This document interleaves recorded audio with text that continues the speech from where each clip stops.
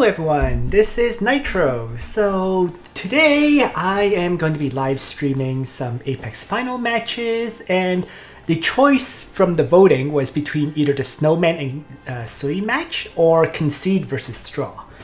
Ultimately, I decided to do Concede versus Straw because, to be fair, both Snowman and Straw both run very similar concept boxes in that they're fairly heavy on assassins, although they use different ones. If I quickly bring up Snow, for example, his assassins are the following.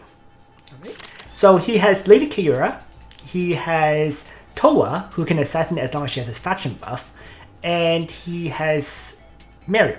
So there's 3 assassins in this box. Straw took that concept even further, which is what I felt was interesting. Well, Straw has always been running assassin boxes, kind of like me, except he's been performing way better than I have with them. But Straw's assassin box has Lady Kiura, Mariel, Sigma, and Zera. So that's 4 assassins, and it also has Imelda in it, of all characters. So I just felt that overall his box would be more interesting to cover. Although if I had to say who I predict will win this match, I agree with what Golden Ying said. My money is also on Concede if I were to bet on this one. But I actually bet on Ceui. I just think Ceui runs a very meta box. Right? It's like basically Ceui has been super consistent in making it to the playoffs, and the meta box that is run is very difficult to beat. Right? So you can see it's completely meta heroes. So that's why I put my money on all 12 tickets onto it, and we'll see if I'm correct there or not. But yes, my money is on this.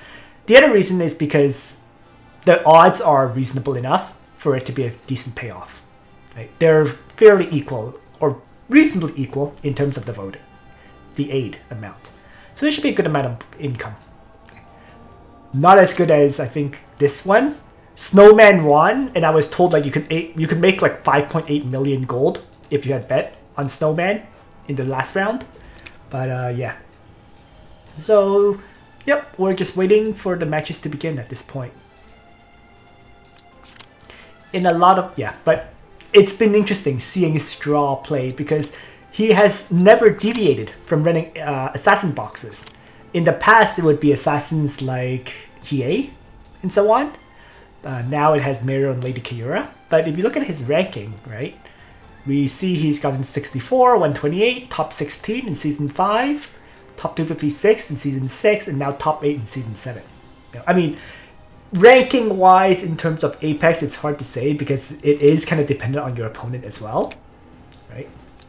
So you have the potential to go deep though. And I think last season, Straw just had a terrible first-round match. That's why he was eliminated in the top 256. By comparison, the Concede account is run by Tatsuchio or Roy Lee. At least they admit that it's being driven. And this account has a lot of money put into it, so it's been very, very consistent in terms of going deep. Right? Top 4, top 32, top 8, top 8. The first portion, I think it was not run. It was not being driven yet. But now that it has been driven, it's been consistently making it to the playoff bracket. So we're just about to get started at this point. So let's begin and take a look.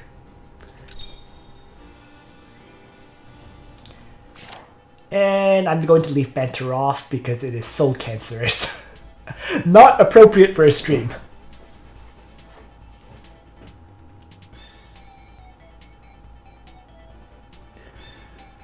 So let's see how this plays out. So Straw's box has not changed. There are still the 4 assassins with Helena and so on and so forth, right? It's fairly interesting to look at Straw's box because he's made it this deep and he's probably the one with the least amount of Echoes of Light amongst the remaining players, I feel. Like, I mean, he does have some echoes, right? But he doesn't seem to put as much money into the game as some of the others do. That's why he still runs a lot of the older characters and so on, right? Looking at the box though, he has removed Imelda. So the meme character, Imelda, is no longer there.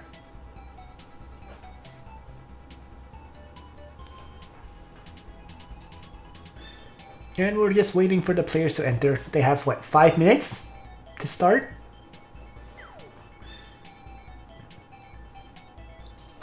Let's just move out for now. Take a look at the other side, perhaps?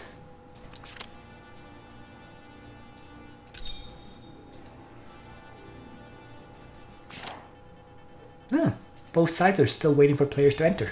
Interesting.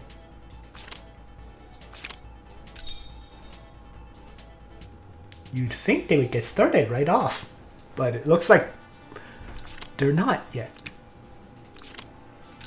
Well, let's jump back into the Concede and Straw section, and we wait. Match starts in a minute.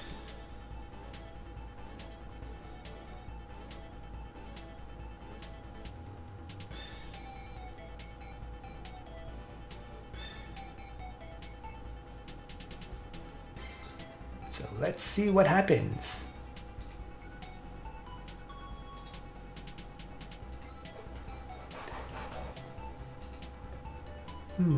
While we're waiting, I'm wondering if I can just... Maybe I'll turn off the music. And play some other kind of music instead.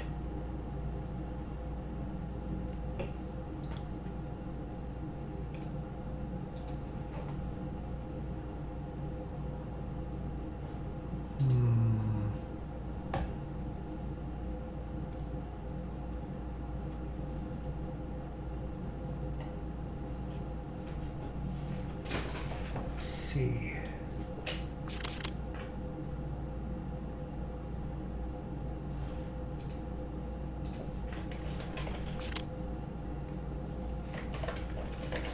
All right, so the first band is Kiura, right away. And it's followed by Rosenseal on the other side.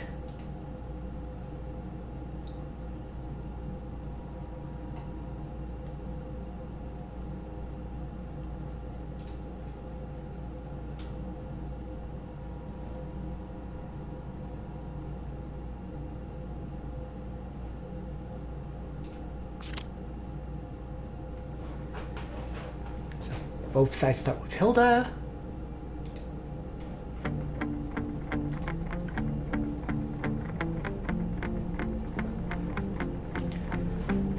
And so Concede lost Kiura, Himiko, and Kruger. Other side is Rosenseal, Kiura, and Sigma. Ooh. Concede got the Hilda and Bernhard combo. That's a fairly different combo to deal with. So, will Straw pick Zerda or Mariel here?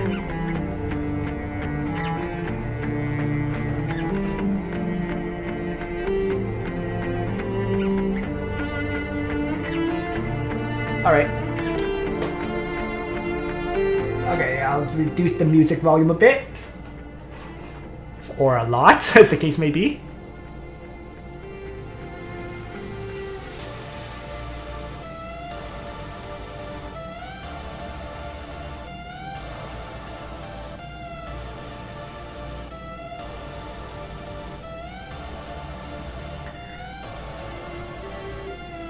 Zerda. Interesting. Well, so a Florentia Liena band that gets rid of all of Straw's primary healers. Concede plays Hobo. Oh, I'm sorry. Concede lost Mariel and Helena. So the Assassin and the extremely high movement Helena.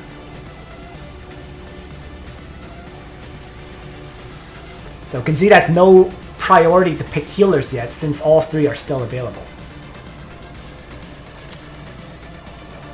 So there goes Florentia and Ulte Muller.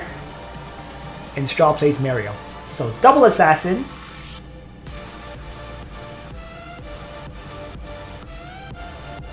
It's going to depend on the enchants, Golden Y. And whether she... It's going to be difficult for sure. With Hilda providing the immunity against crit hits. Right? So there's an immunity against crit hit, and then there's Bernhard's stat debuff. So we'll see though. And there's Rosenseal. So with Florentia banned, Rosenseal is played.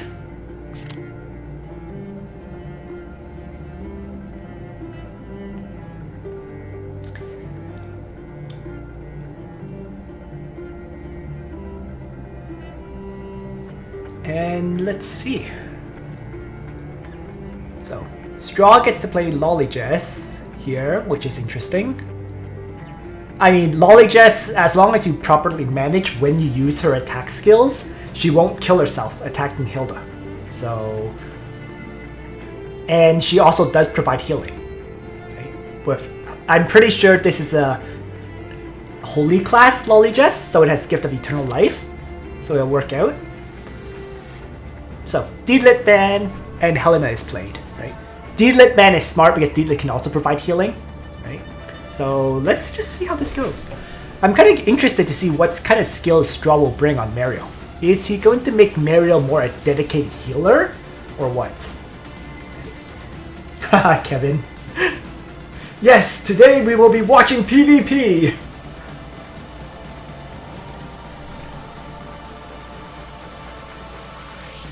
Yeah, I agree. Zerda is going to struggle to assassinate here. But Straw has enough damage characters that Straw may not necessarily need to assassinate. We'll see.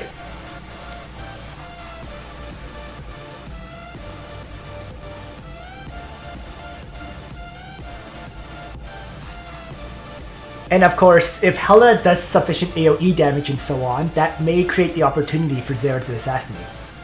That's the other side of things.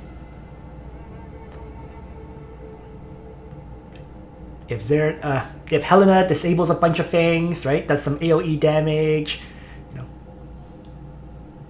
But it's going to be difficult for sure with both, because as you said, with all those damage reduction effects, it's going to be hard for Straw to successfully kill things.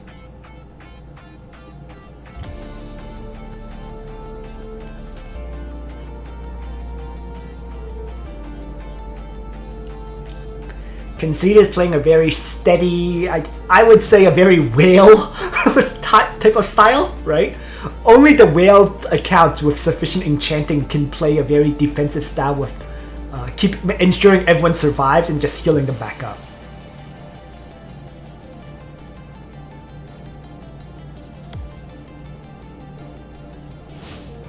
So, let's take a look. So, Wave Whisper, very traditional selection of skills so far. Oh, Crystal Ward with Miracle is different. That was a different one. Haha, thanks, Saigon. Hey, a donation. So, interesting choice here, Prayer. But I guess it makes sense. Like, is this overkill on the healing? I'm not sure, but nonetheless.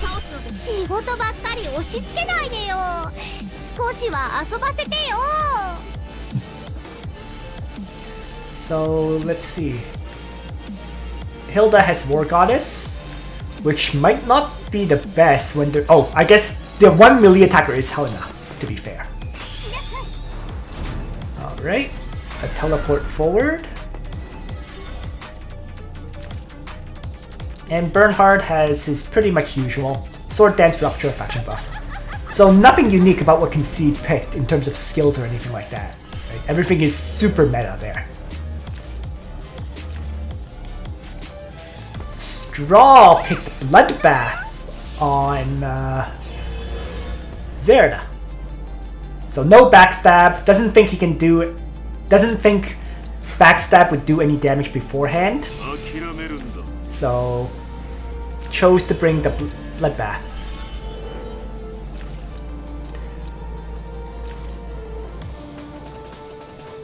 Hilda has Ram here, and Mariel is the offensive build, so no heal skill. Oh yeah, and what does Lolly Jess have? So Lolly Jess has the steady standard skills as well.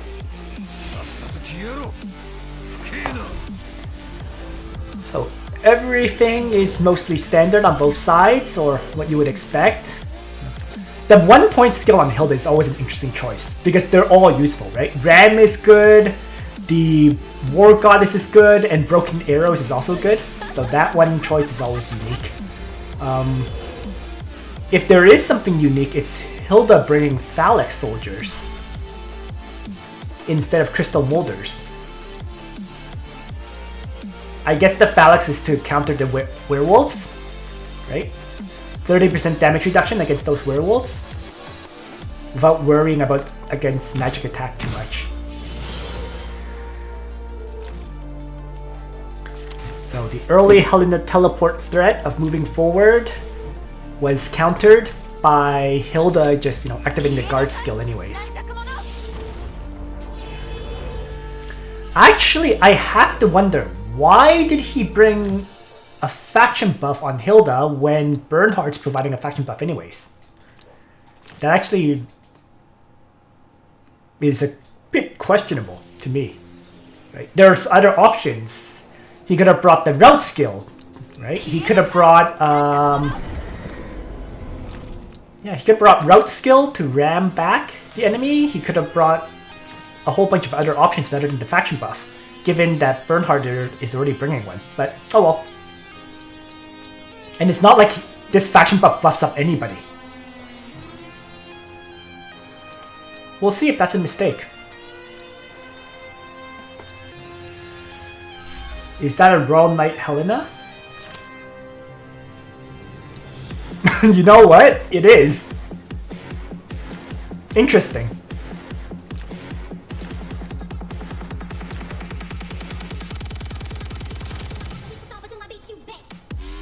I'm not sure why Royal Knight was chosen.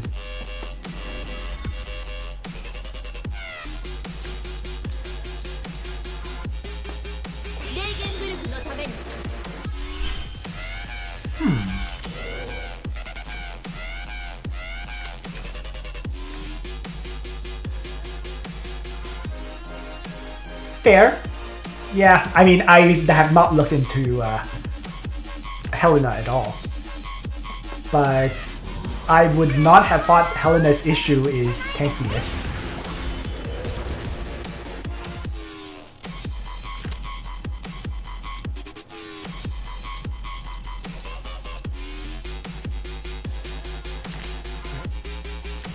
Generally speaking, the angels absorb most of the damage anyways. So, but in any case,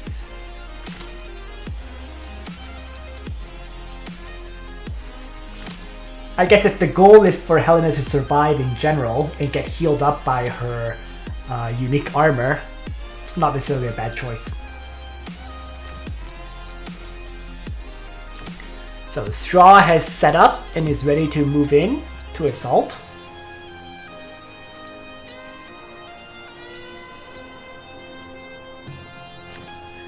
$904 defense Bernhardt is going to be a very, very difficult character to deal with. That's for sure.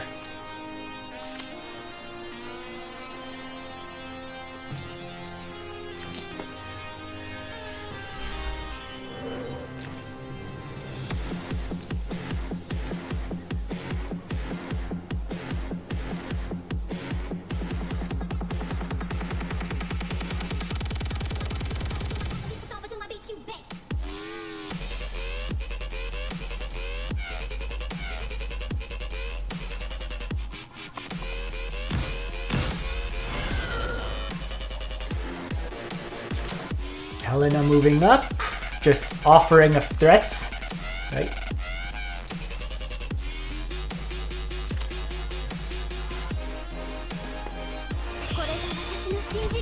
The interesting thing I'm wondering is why was Hilda converted into cavalry class here as well, right? I mean, in cavalry class, that kind of means Helena would do more damage. And it's not like there's anyone who would not... Yeah, that's a weird choice. I'm not sure why he changed to cavalry class here. I mean, Straw changing to cavalry class makes a lot of sense against Bernhard. Right? But Concede changing to cavalry class was a little bit odd. Well, now this is an interesting situation. What can Zerda actually do here is the question.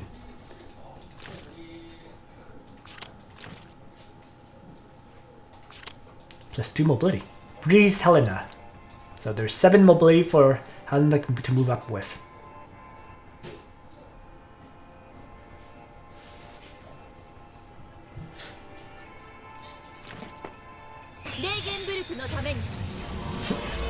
There's the miracle to make everyone even tougher.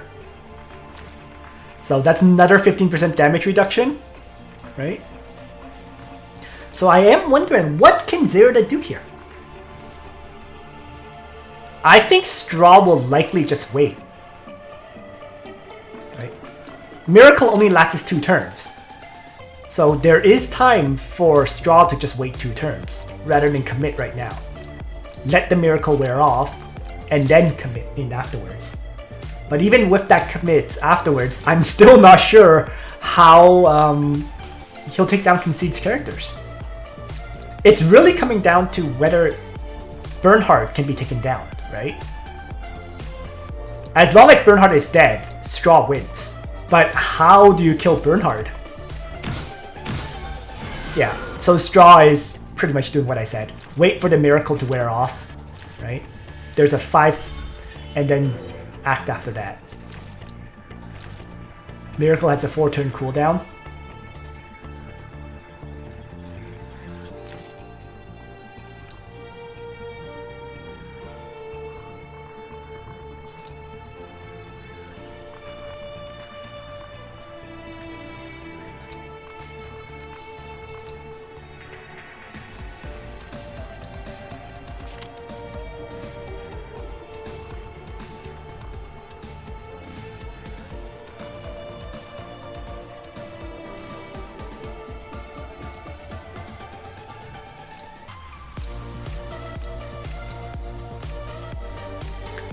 Depends how you use the Enduring Faith.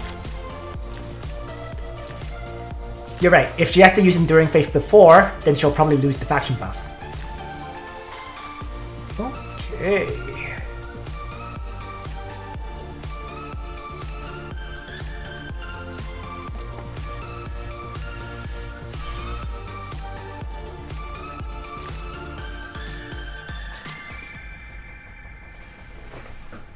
And this is the situation that usually normally happens in like Langrisser tier matches. Both sides kind of move up, but neither side commits in yet.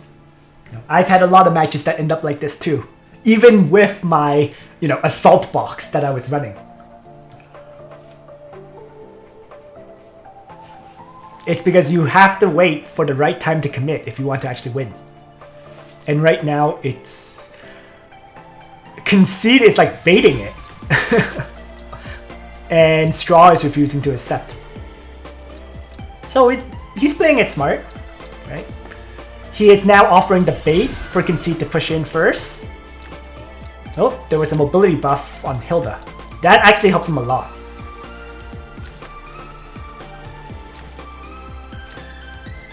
Because now Hilda can actually move into this tile, for example. Hilda was kind of limited in where she could go before this, but now with that +3 mobility, she can move into the city wall tile, she can move pretty much anywhere.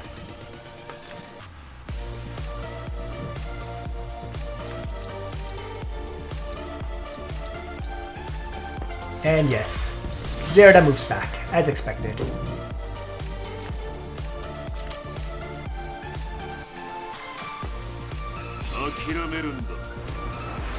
Wave Whisper doesn't knock back because of Hilda's effect. I think it dispelled the buff here or there. So Mariel lost the defense buff. And I have no idea what Hilda lost. Hilda seems to still have everything.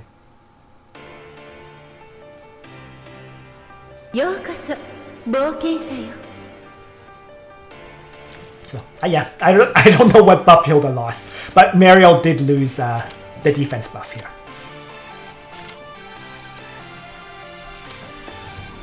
So, reactivation of Heart of Alhazard.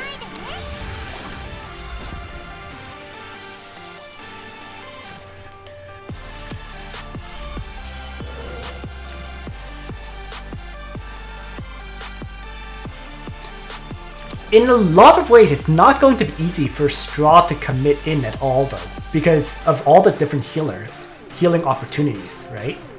Rosenseal and Liana are both healers. Sage of the Trees, Sage of the Trees almost always has the Gift of Eternal Life, so as long as Sage of the Trees attacks, he'll heal up allies too.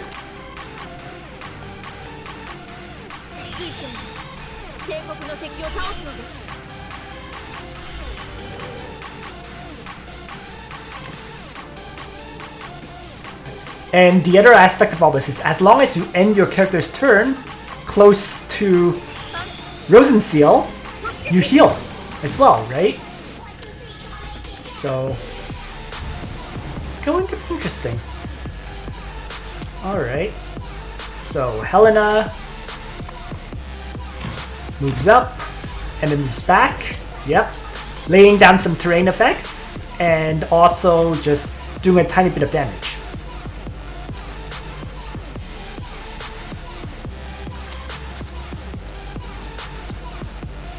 There was absolutely no reason to attack, right? I mean, if you attack, then Bernhard would get to strike.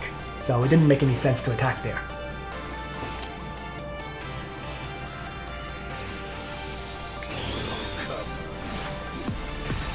Oh my god.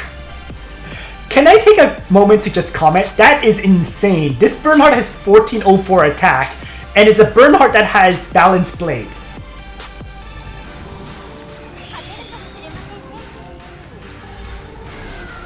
My Bernhard that does not use Balanced Blade, so I have like 10% extra attack over this Bernhard. I have less attack than this one, I think. So like, what the heck kind of enchant is on this Bernhard? That's my question.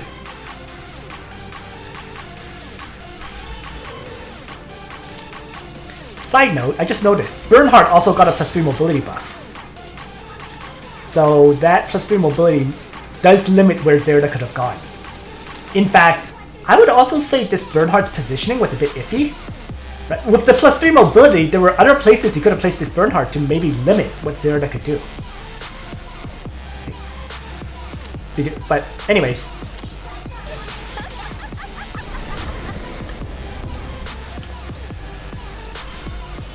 I think it might have been forced because of guard skill being down. I think that was it. Guard skill was down last turn, so he had to place Bernhard next to Hilda. Yeah, I don't think it's gonna assassinate. Yep, didn't assassinate. It was close. Holy crap, it was really close. 302 hit points. I wonder if Zerda had... And that's over. I have to wonder though, if Zerda had backstab, would that have killed? Would have been an interesting comparison, right? On one hand, you would have 10% more attack. On the other hand, you would have had the backstab damage beforehand. 302 hit points was the difference there though. That's pretty much it. Unless Mariel can actually get a kill here. We'll see.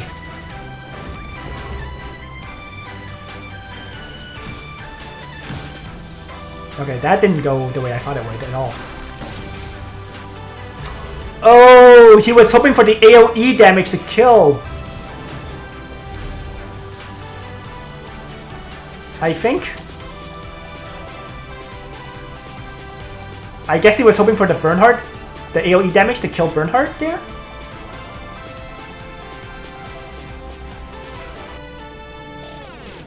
But not enough. This one, it's Helena.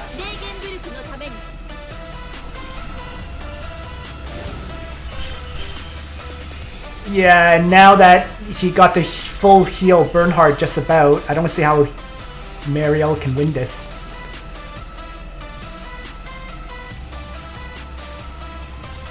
If there's two things I would have done differently than Straw, I would have probably committed Mariel in just now.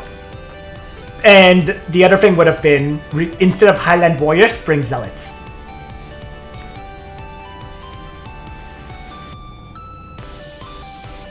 Right. Zealots could have probably wiped out the Steelmane Warriors, allowing Mariel to kill off Bernhard. As it is, I think this match is over. Right?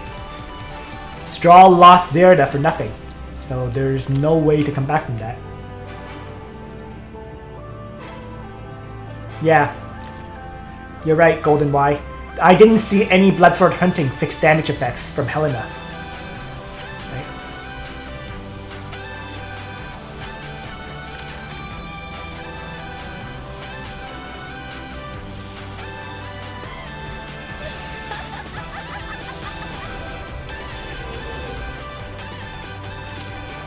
There's the faction buff to refresh Mariel for the potential attack.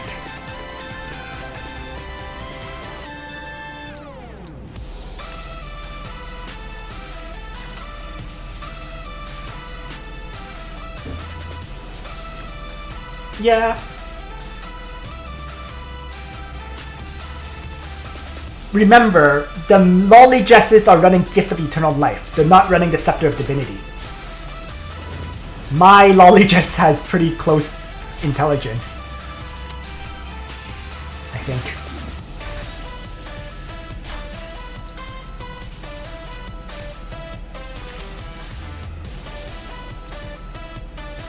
Right. And then Concede still has an act again here from Liana. So if he so wishes, Helena is dead. Unless Mariel provides God King's Aegis. Or actually there's two actions from Straw still. Right? Light of Genesis would heal with her attack. So let's see what happens.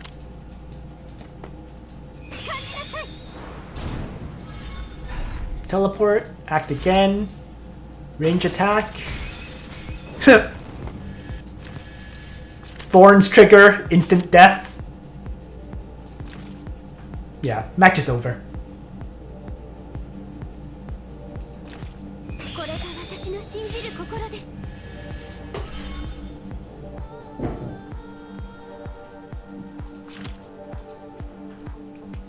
I mean, it was over as soon as Zerda failed. So while they finish playing this one out, I'm just gonna take a look. Because, Ignoble, you said that, Lolly just had a lot of int, right? I'm just kind of curious to see how much Minds actually has. I'm not entirely sure. So if I just jump into a quick Twisted Fate to take a look, right?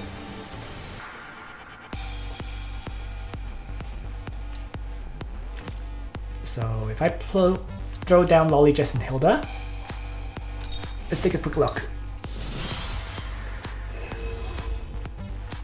So, faction buff. And, oh, I'm significantly less, you're right. 1308 int compared to the 1588. So yeah, you're right.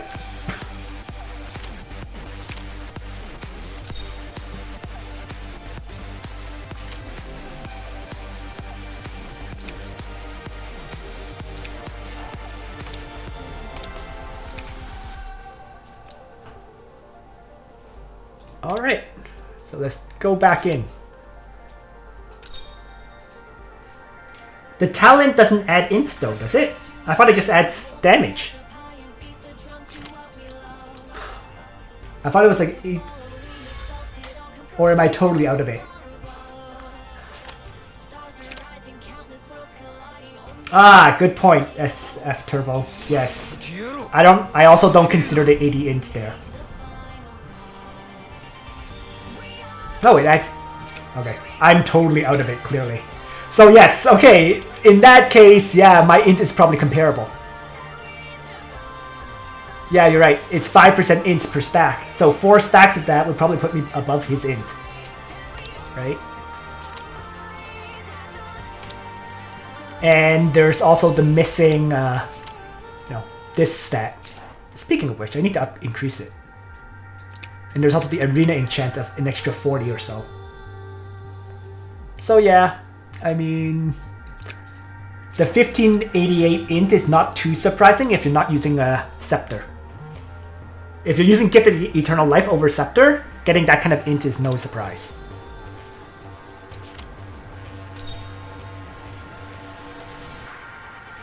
Yeah, for some reason I had a break. I don't know why. I thought it increased the percentage of damage, not int. But yeah, if it increases another int, right? That's another 20% int increase there. Add another, 60 ints from the arena enchants. It's pretty easy to get a high int Lolly Jess.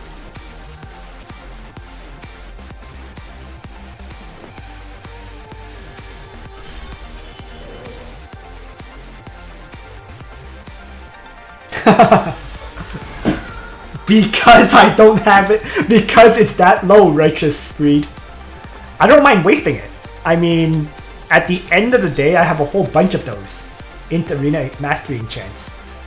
Right? I mean, just even from this Magic Tower Conquest event, right? You would get a whole bunch of them too. What was it? I think it was from reaching 1500 points, right? So I currently have 6 Arena Surgestone selection packs. So it's not like I'm lacking these Arena Surgestones. I can make use of them. But yeah, anyways, I hate this event as a side note. I just need to finish grinding up the 80 kills here, but not a fan of it.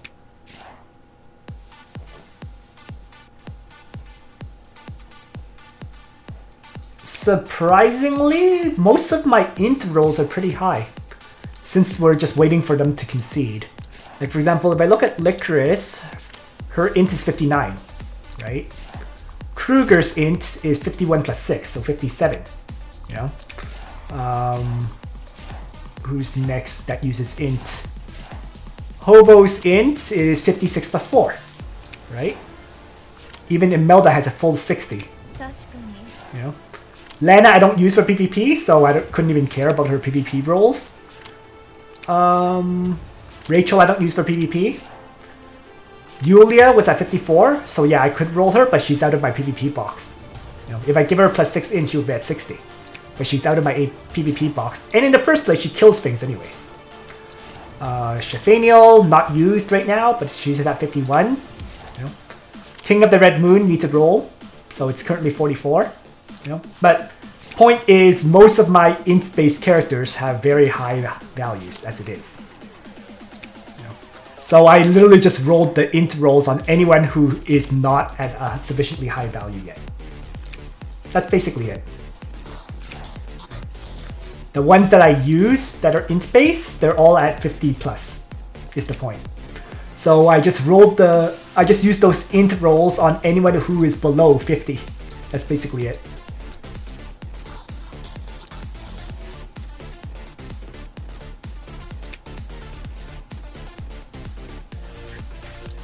All right.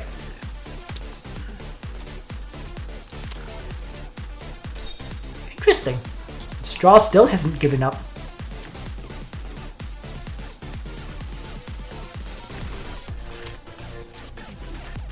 I wonder why. Oh, okay.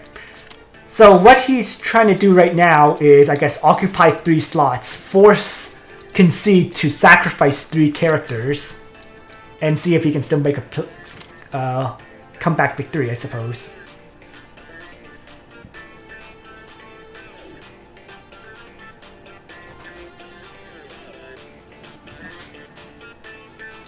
Yeah, I'm not sure why Mariel didn't bring Zealots. that would have been the action I would have taken, right? Mirror with Zealots to counter Bernhard, rather than Highland Warriors.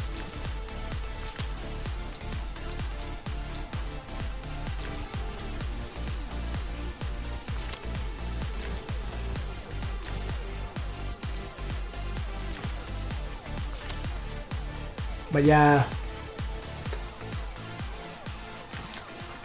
I'm surprised Straw took that gamble as well, though, using that attack on Hilda. The normal course of action there is normally just have Hilda just do a regular strike, but then the problem is there's Liana to heal it all up. So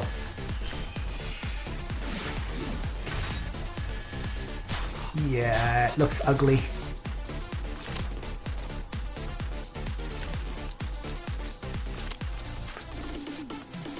Because Hobo can range attack Hilda, finish off her first life, for example.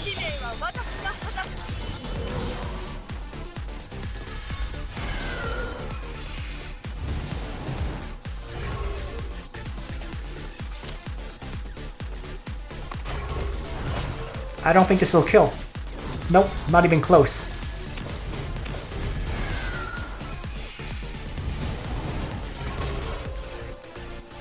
And then there's 2 heals to heal up Bernhard to full. While Sage of the Trees can take off Hilda's first life. Or Sage of the Trees can take off the first life and maybe double attack to kill and so on. So, yeah, Straw gives up. Took him a while, but give up.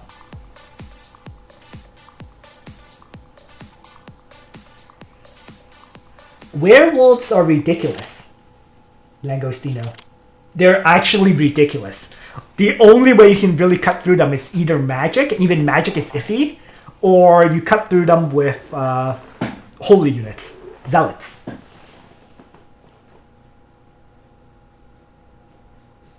I mean, and Helena didn't have her 3C skill there either.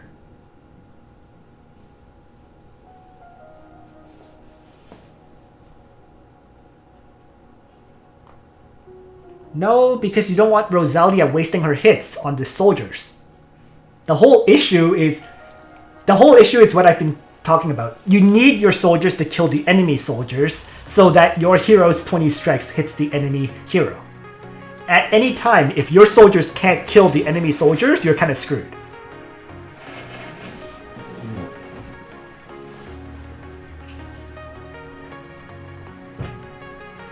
And the demons, the werewolves, are freaking insane in the sense that they're almost unkillable from what I've seen in terms of soldier versus soldier. You just need a good holy training ground. I mean, for the record, I'm running like 71% on all my training. Should I retreat and take a look? Yeah, I might as well quickly. So, what I mean by that was, my training ground is 70, 70, 70 here, right? So that means demons have this 70 advantage right here. You know? So the werewolves would have that, and then they also have the 40% stats from having level 10 werewolves. Right? They also get, you know, things like Magic Void, where their defense is increased, right? Defense is increased again. And if they have this demon tech that also increases defense and magic defense. And yes, while my demon itself is only 2, right? I don't actually have anyone that's actually fully built in these final techs. Right? Only the whales have these final techs completed. So, in fact, if you look at most of my training grounds, they're not fully upgraded, right? It's just my holy one is probably one of my it's like the only one that's at 70, 70, 70, 70. All my other training grounds just have 70 attack. And in the case of Lancer, it's even missing the 70 attack. Just saying. So, and that's sufficient. But yeah. Keep in mind, John, you may not necessarily... Are you playing against the Langrisser rank players? You know? I mean, if you're playing against me, you can probably kill my juggler and so on. But if you're playing against someone like Concede's account, you probably won't.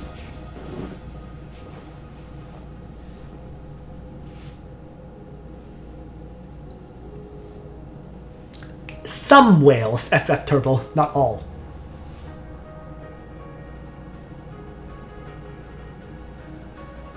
Golden, remember, the first year I didn't buy anything. No privileges or anything like that. So I missed out on a year of double anarchy runs, for example. That's a lot of materials.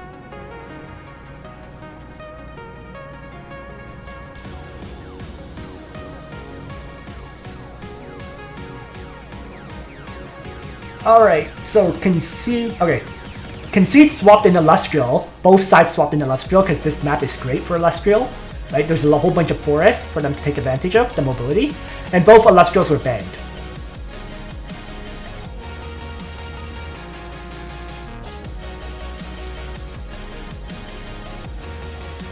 So both sides are mostly picking exactly what they did the first round. Right? Hilda, Bernhard, Hilda, Mariel.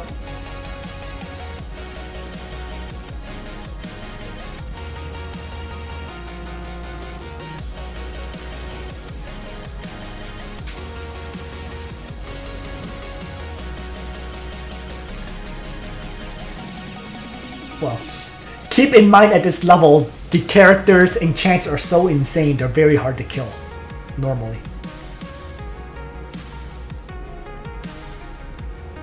And it's not easy to do a proper ban with their characters against them. That's the other thing. Especially now that Kyura is in here.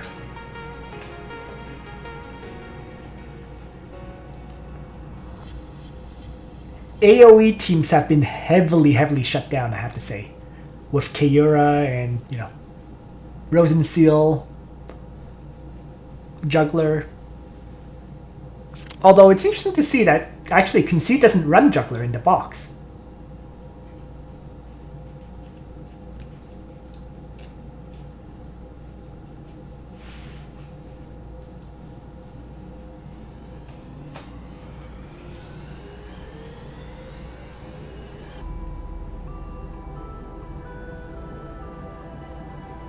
I would generally say getting into the top 256 off meta is definitely viable. You know, succeeding to like the top 32 or so is probably not if you're going off meta.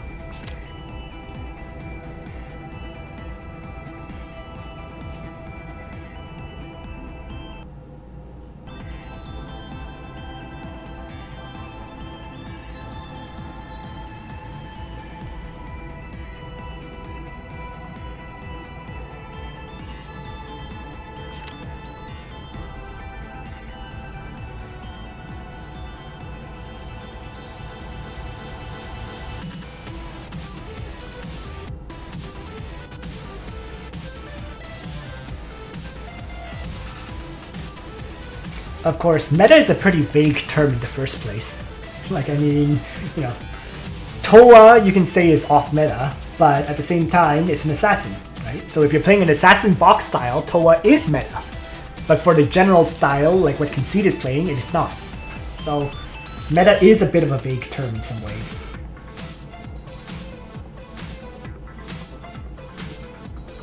Yep, so Straw has pretty much the exact same box, trading Zerda out for Sigma, and Concede has Lollygess and Mariel instead of Liena and Hobo. I think Concede's won this. Just looking at the pick, well, we'll see. But I would say the advantage goes to Concede big time. It's very, like, I actually have not figured out how you deal with a Bernhard Hilda combo in general. Just Bernhard plus Hilda is very ridiculously difficult to deal with.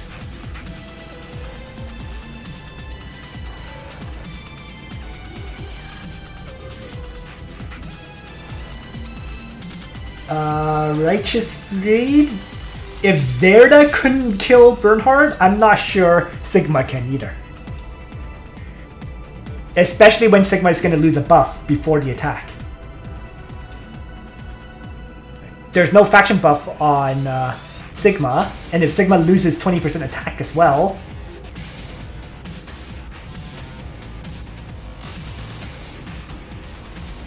Yes, Righteous, you're talking about people who are not in the top 8.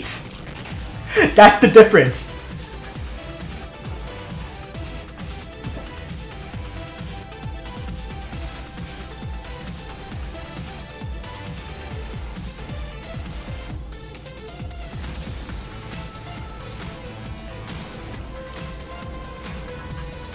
Keep in mind, Concede's Bernhard has insane stats. But yeah.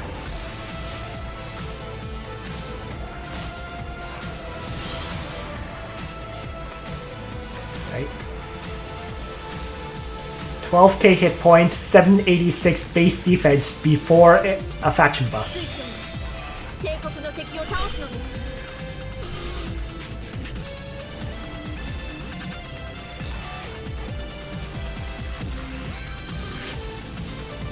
Well, this is the battle where Straw shows off some of his EOL skins, right? He has the Lollygest skin and the Mariel skin. But yeah, let's see if Sigma can actually kill. No. I mean, the attack buff is gonna get stripped, most likely. But it'll be interesting to see.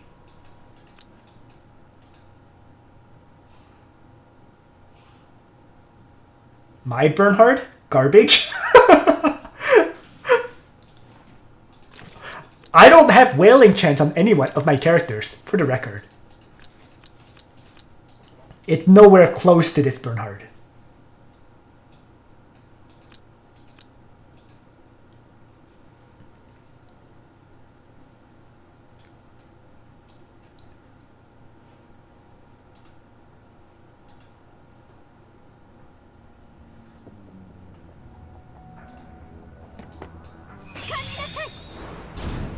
Now this is interesting. Concede is running a Redeemer Mariel, of all things.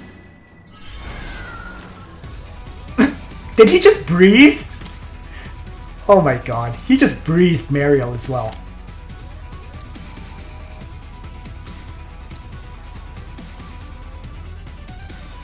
The RNG with the buffs is definitely favoring Concede as well.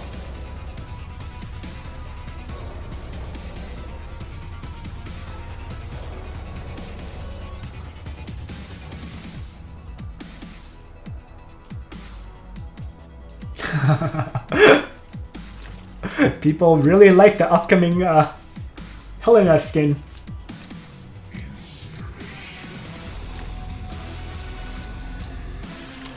So, Mariel just got magic defense increase, damage increase, and mobility buff.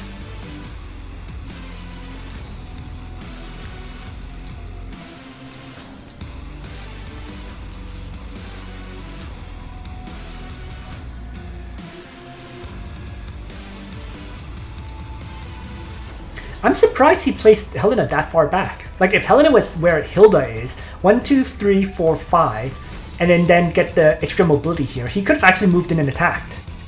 Like, hit Mariel where Mariel was. Right? I feel like that was kind of a character placement error. Right? At the very least, it let Concede put Helena a little bit further ahead than she should have been able to.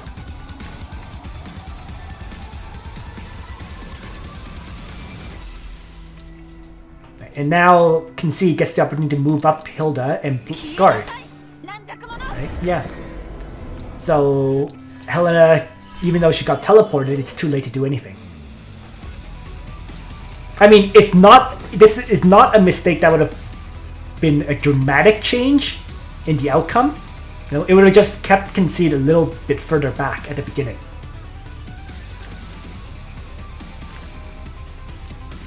But I'm just surprised that Hilda got placed in the very foremost position.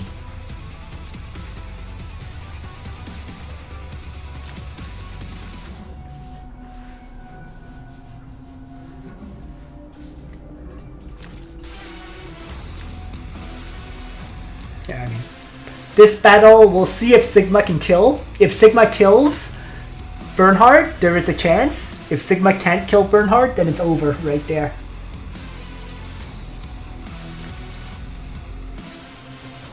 I just don't think Sigma can.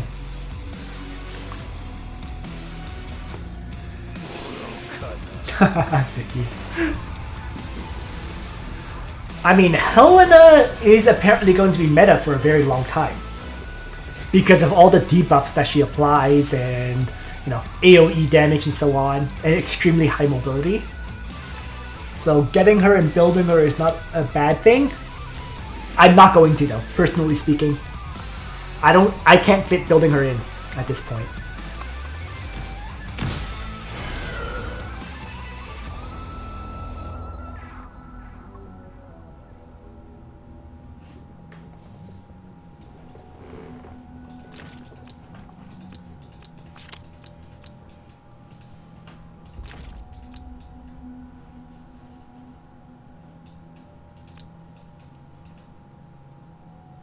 Exactly. Yep, Gate of Fate limits. You can only build 3 heroes at a time. Helena was never a hero I could fit in.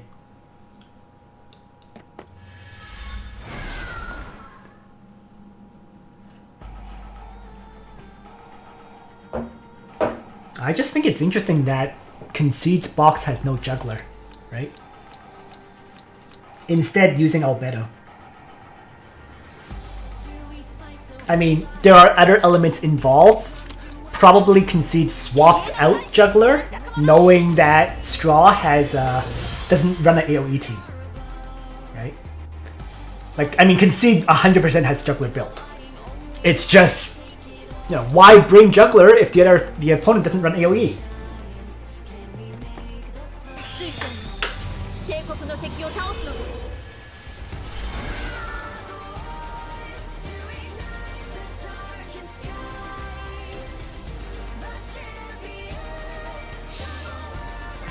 I wish that was true, John.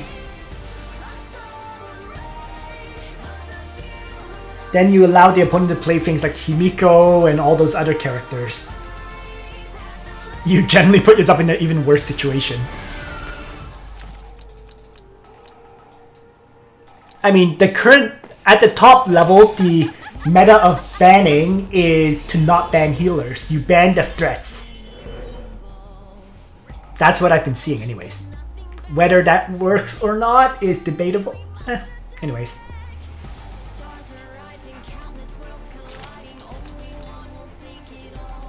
I mean, if you ban Rosenseal and Florentia, you face Liana, right? Anyways. Yes, a top 8 noob.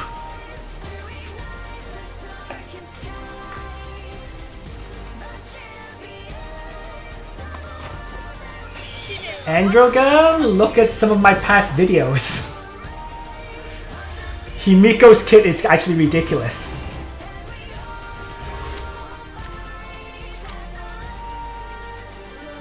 I used her a whole bunch in my AoE teams.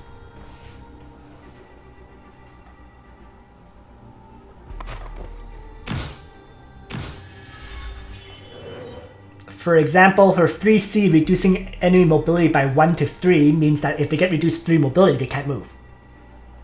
Right?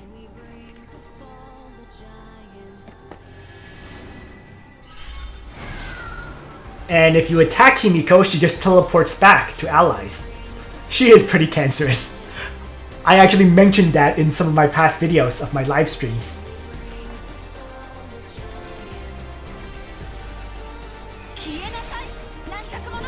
She's a great AoE attacker, and if she survives to the end of the battle, she can trap you in poison. That's basically it. Right.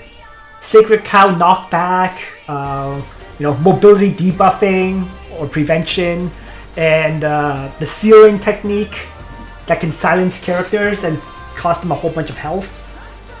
She just does a lot of things really well.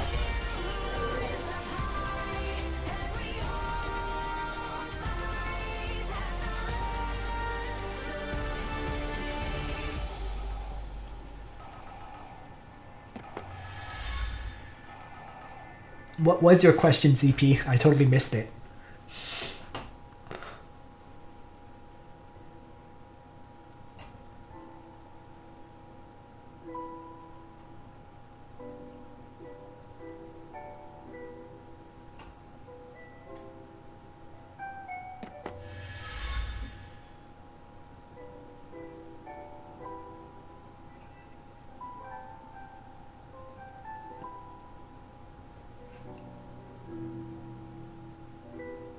Oh, does it make a difference in Masterclass if I have HP int skill instead of int HP skill? No, it doesn't.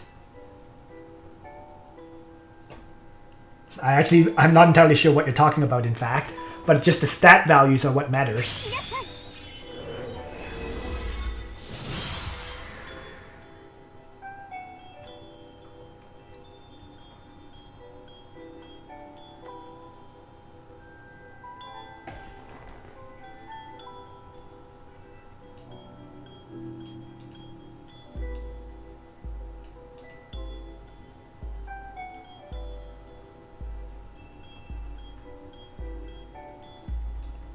Well, I think everyone's box has Kaeura in it, and she's been seeing first bans, so Kaeura is 100% worth it for Apex. Ro is also Apex oriented, but Ro is very Apex oriented for a specific box, which is like a tank push single target box, right? You push forward, then you have the opportunity for Ro to one-shot the enemy tank, right? And Ro would be able to one-shot because Ro gets immunity to debuffs and so on. So it's a very, very specific box, right? I don't play single target tank push. I would never build Ro, but he does have use if you play that style.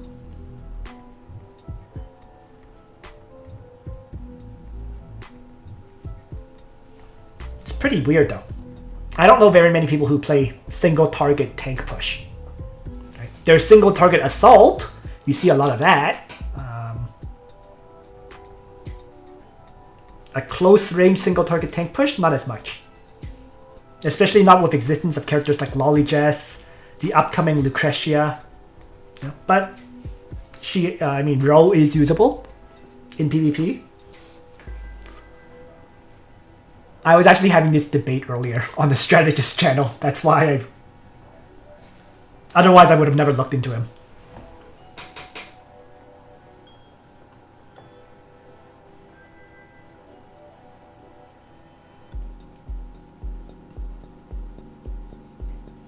Yeah, I mean, the tank push is not easy to play either. That's the thing. First, it's slow, okay? The battles take a long time. And second, the AoE, you have to figure out a way to fight against the AoE meta with a tank push box. Right? Otherwise, you're going to get debuffed like crazy. So, tank push does work. It just needs a very, very well-designed box. And you will have to play long matches. The reason I changed to AoE Assault was to avoid long matches in the first place. Same thing with my Assassin box. I played those styles because they were short matches. You either win within 2 or 3 turns or you lose within 2 or 3 turns. Just like how Straw lost this match, or Straw lost game 1 here as soon as Zerda failed to kill Bernhard, right? Similarly, he would have won game 1 if Zerda killed Bernhard. Same kind of thing. So, tank push is playable. It's just not a style I would like. Anyways, I haven't really commented on this match so far because they've both just been kind of hanging back, slowly maneuvering forward. There's nothing for me to comment on.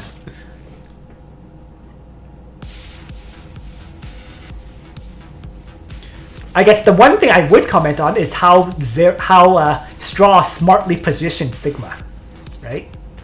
With this kind of positioning, Mariel cannot attack Sigma to kill him. Mariel could move up, attack, let's say, and then it would be 1, 2, 3, 4, 5, 6, 7, which is not enough movement to attack Lolijess either. So Straw deeply, deeply understands this map with the positioning. This is actually a really, really strong position against Mario. Right? Like, I would have never been... Yeah, bluntly speaking, I'm not aware of the map enough to know how to set up like this. To totally position in a way where Mario cannot assassinate anyone. That actually takes a lot of practice and in-depth knowledge. So very crucial, like knowing that there's this cliff tile here so that you can surround your characters to block Sigma from being killed. And then knowing where to position Light of Genesis further back. But this kind of position can't last too long because the poison is coming up. But it does give Straw a few turns, or it gives Straw, I guess, the initiative, right? Because Concede can't actually do much right now. So, have to praise this positioning. Like this, like honestly, this is impressive.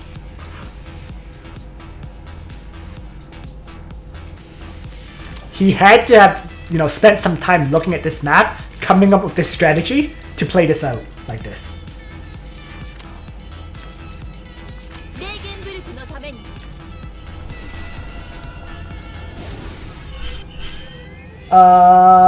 Green is still viable for AoE boxes. Yes.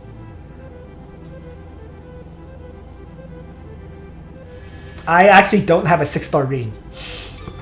But yeah, Reen's still viable, 100%.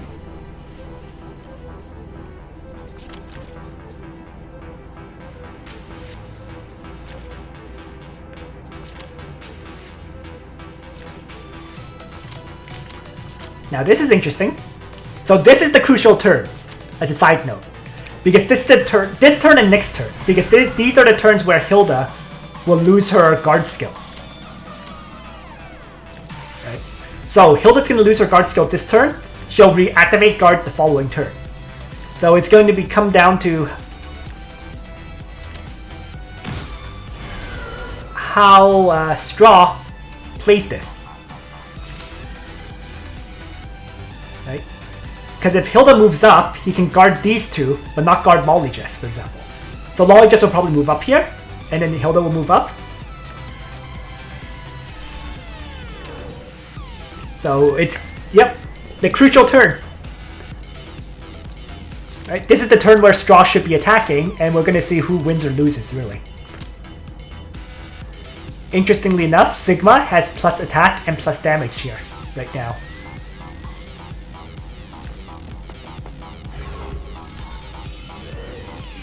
Yep, there he comes. Straw moving in. The first attack. Right? The trigger of Act Again with an Ignore Guard Strike. Who is Mario gonna kill? Lollygess? Yep.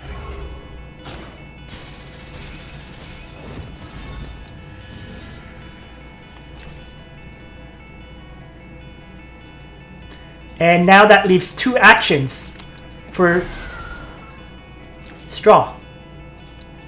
So, yeah, Straw deeply studied this map. No, absolutely, like, really studied this map. It's the only way he could have known what to do here.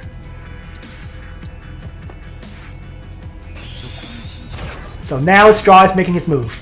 Does Sigma kill here? Let's see. Nope, as I thought. Exactly what I thought. Bernhardt just absolutely crushes Sigma. I've tried the exact same thing. That's what I know. The other part of this is Bernhardt is on a city wall tile. Bernhardt has 30% more defense, okay? There's 904 base defense plus 30%. There was no way Sigma was killing this Bernhardt. So completely wrecked. Yeah, that was super iffy. What he should have done, if anything, was attack Hilda, I feel. Oh well.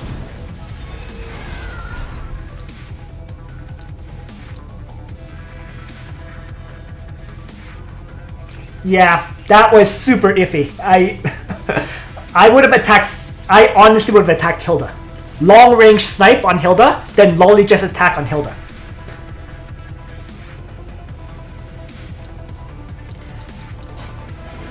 Yeah. Ugh. Attacking a Bernhardt on a city wall tile was just... Oof. Oh well. I mean, he started off great with Mariel, but then he screwed up with the Hilda strike. Or with the Sigma strike. Anyways.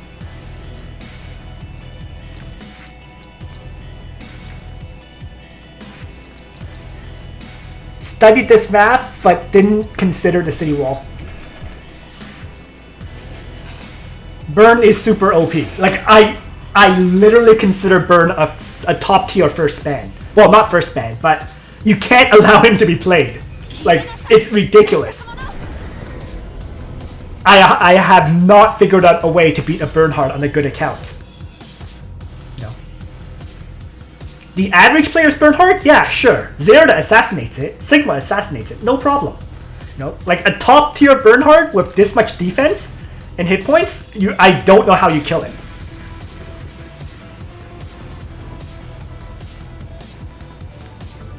Well, there is one way. Source Keura. But notice how Keura was first banned. Yeah, there is no way to one-shot Bernhardt from what I've seen. You either AoE him, or you have like lolly just magic attack him. You know, Mariel can with Zealots, but there's very, very, very few options. And actually, even Mariel with Zealots is kind of iffy sometimes. It does depend as well. So, anyways. Yeah, I don't like facing Bernhardt. That's pretty much it.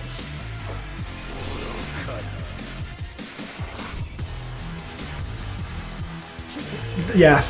I mean, probably the best way is literally just ban him.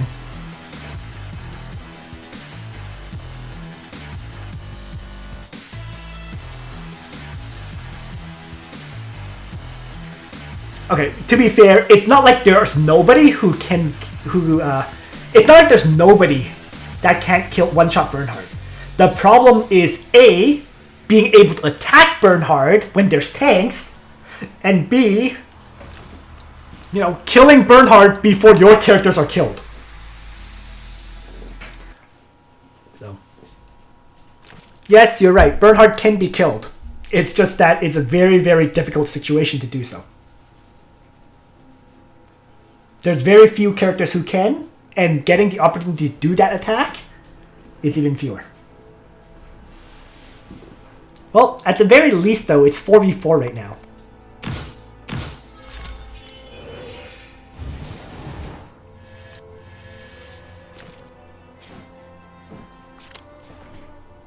But the question is, who will Mariel kill? For example, Mariel can attack here, right? Trigger the ignore guard strike, and then wrap around to attack and kill Light of Genesis. Although he didn't take it. Interesting.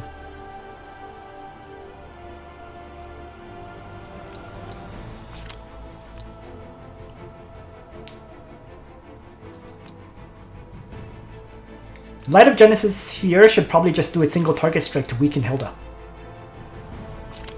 Don't use the Light's Embrace. Just a regular single target strike on Hilda.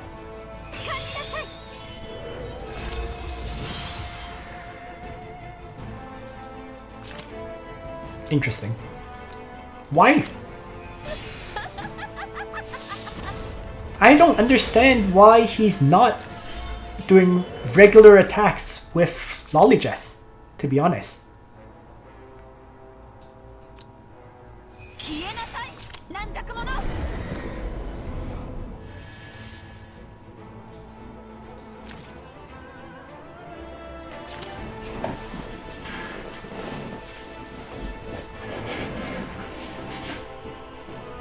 It's quite odd.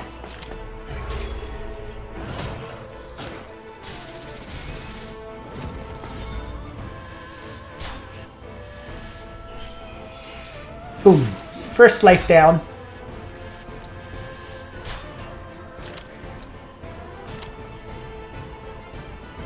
And that's just unfortunate. He lost, of all the buffs to lose, he lost the, I think the class change buff, right? He got changed from cavalry class back to Lancer, and that's why he lost a life. So that, out of the, what, 2, 4, 5, 6, out of the 7 buffs, Straw lost the crucial buff. The game doesn't want Straw to win.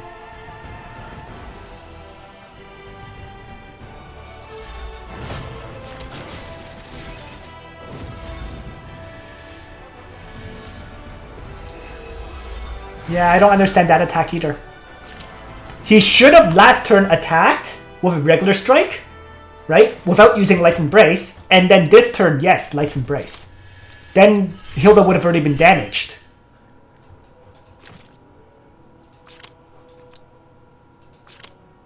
Anyways.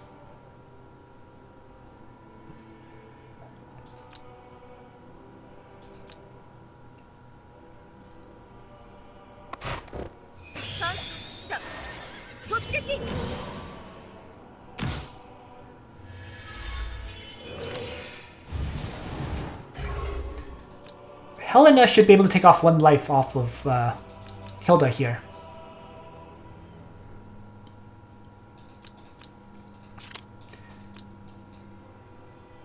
And it's kind of an interesting strategy. He's... Or not. Wow.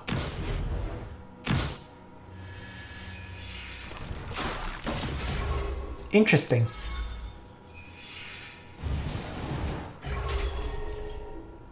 The Angels did absolutely nothing?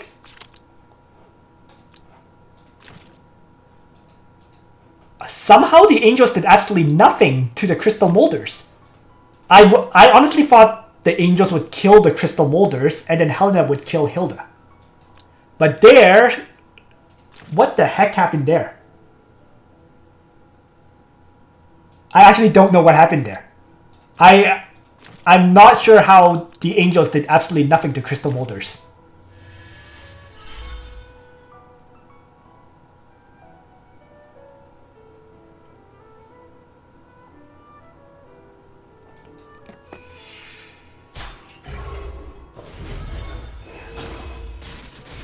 Oh!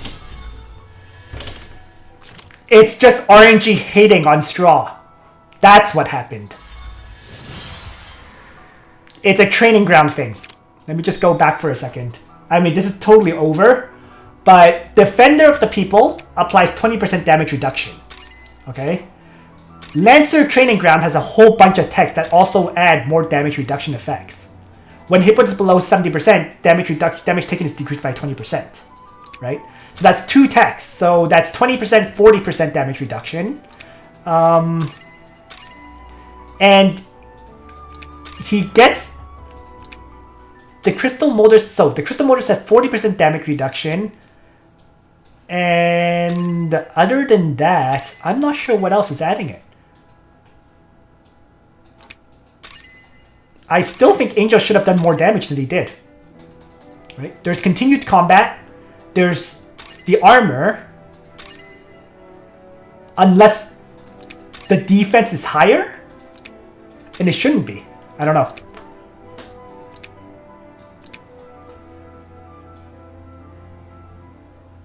Yes, Ziki. Ah, that might have been it. Good point. Hilda is on the city wall tile.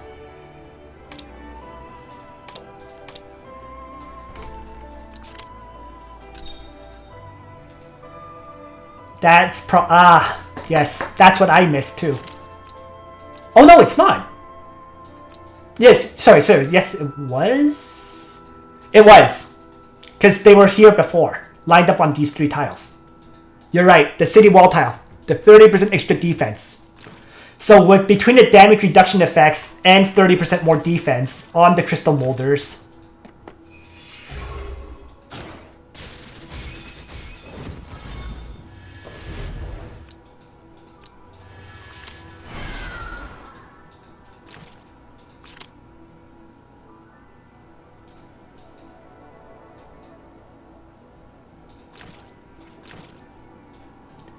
and War Goddess, right?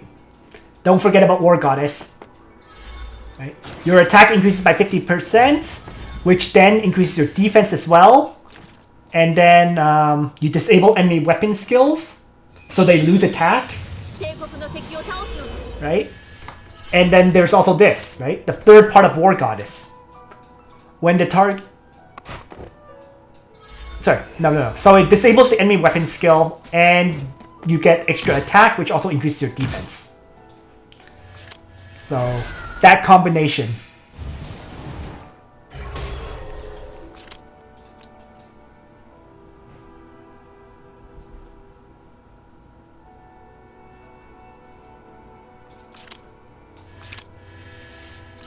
I mean, if you have a spare EMB, whatever. I would never use Grenier in the first place, but yeah. They just make a character kind of viable in a weird way, but I wouldn't really look into it.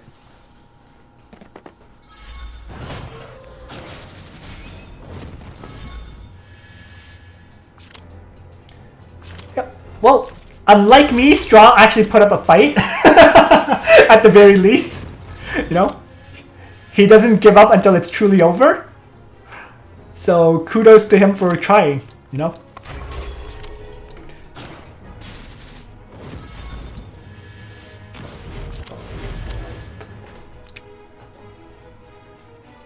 Yeah, I'm actually surprised he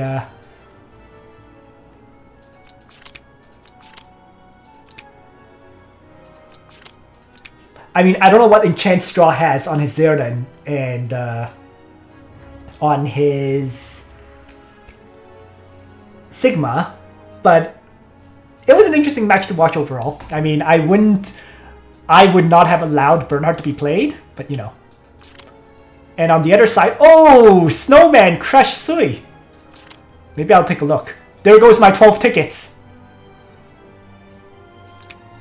Yeah, I'm gonna have to take a look at this. Let's review this. Okay, I'm just gonna go through this quickly. So,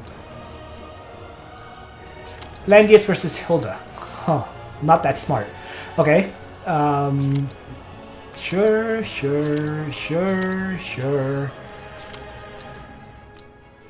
Interesting. A late pick Lolijess. Both sides of Lolijess and Mariel. But there's no faction buff unless he brings a faction buff on Ares. Okay. There is Kruger here versus... You allowed a 5th pick Bernhardt? Okay. Anyways, let's see what happens. So, no faction buff for Light of Genesis or Mariel, but there is the Strengthen skill, so you can kind of provide the attack buff, right? Okay. On Snowman's side, this whole box just works, right? Hilda faction buffs up Mariel and Lolijess. Liana is here for healing and act again. Bernhardt will faction buff and provide the buff to himself and to Hilda. So, looking at this, Snowman has a huge advantage just from pick ban. Although, he did do a pretty good choice on the soldiers.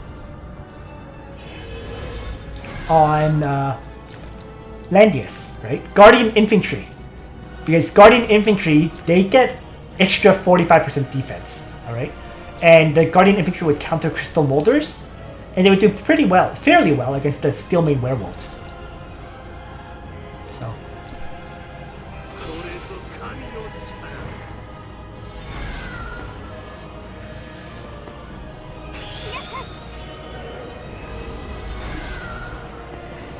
Interesting. He didn't move Lolijess next to an ally while strengthening. That's not a bad move, because you could use the teleport later that way, right? Because as long as you teleport forward, then you could act again. So it's not a terrible move, but I normally would use it on the early turns, right? Because in the early section, you want to build as many stacks on Lolijess as possible. Anyways. Okay, why? Why do you teleport up one tile?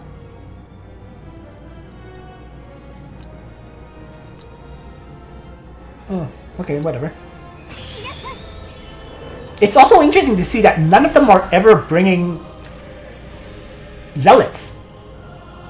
Right? Is this like something that I don't understand or I'm missing?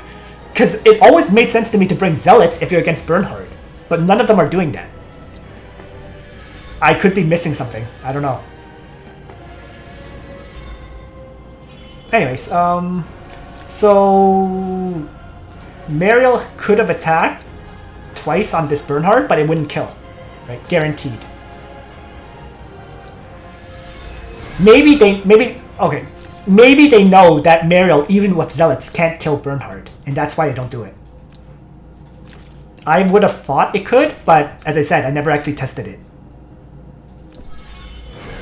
Yeah, the buff dispel or something, or they tested it and saw that Bernhard doesn't die.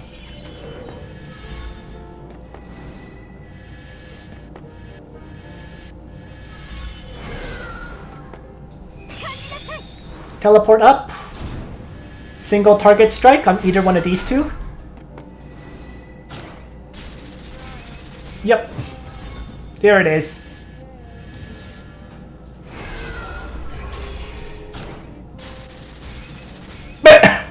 What? Why would you attack 100% hit point, wholly shielded Light of Genesis?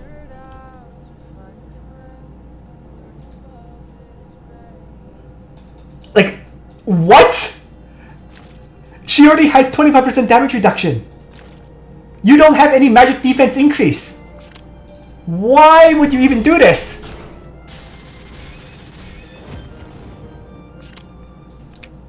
Yeah.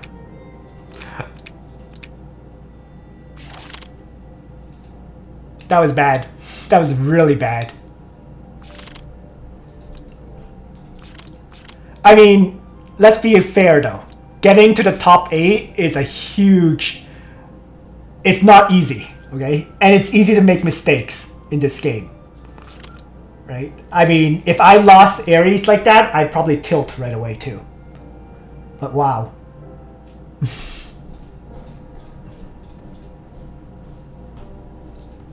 So Snowman this time around pretty much is running the box that Ceui ran before. Mariel, Ares. While Ceui has Himiko, Bozol, Illustrial. I'm actually surprised Landius is in this box, right? Because he doesn't have anyone that benefits. Right? If I just go back a bunch, the only character in this box that is buffed by Landius is Himiko. Oh, I guess Hobo too. Right? 2 characters out of 15. So, you know, if there was Sigma in here as well, it would make more sense. But there's not Sigma. So.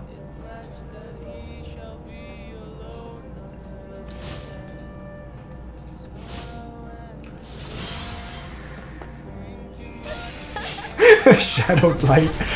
Yeah, I mean, there are some things that was because that was a really noob mistake, I have to say. Like, it's one thing if you're attacking someone that was not at full hit points like that, but everyone should know what that attack skill does. Yeah, I mean, Juggler is primarily there against AoE boxes. It really is. So I'm not surprised they remove Juggler if they know they're not facing an AoE box. But yeah, so once again, yeah, both games, Snowman got to play Bernhard and Hilda. Yep. While Ceui doesn't have any real synergistic combo, right? There is no faction buffing going on. There's only Landius buffing Himiko, Florentia will get no faction buff, Illustrial has no faction buff, and Bozol buffs himself. So there's 2 characters unbuffed there versus a fully buffed box. I mean, Liana's not buffed, but Liana never needs a buff. And if she really wants, she could buff herself if possible. It actually looks kind of like Ceui is losing because of box design.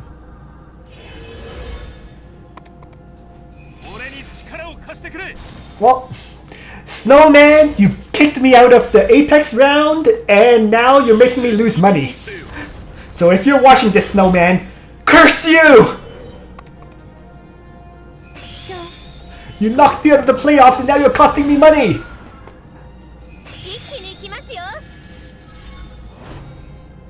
Yeah, the first game was super iffy. The second game, we'll see.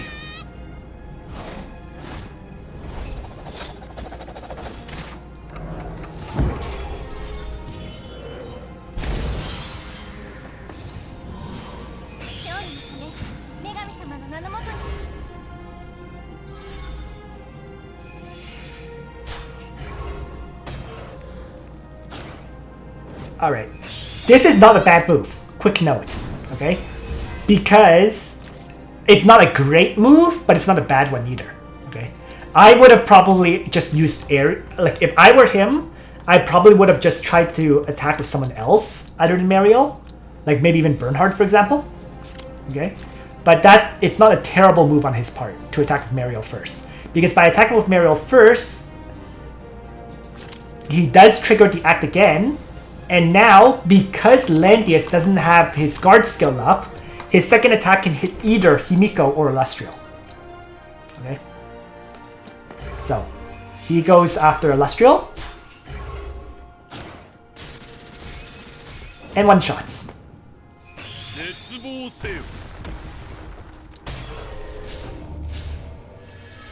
Okay. So, he took advantage of the fact that Ceui faction buffed first, instead of activating Peace of Mind there.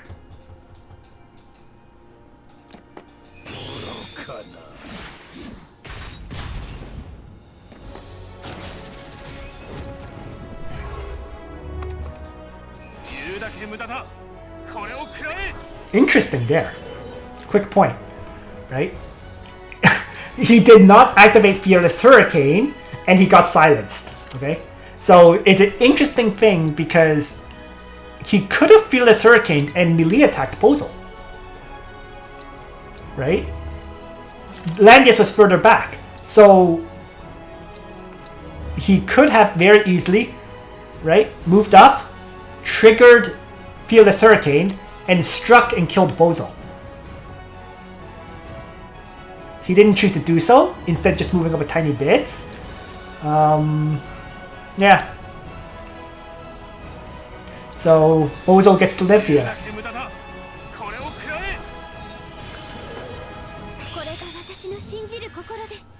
Okay. Fair enough. And act again to do so.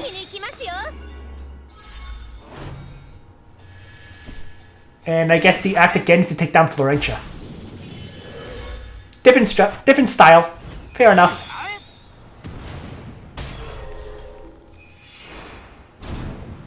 Oh, it's actually going to kill Bozel too, it looks like. Wow. Like, seriously, wow.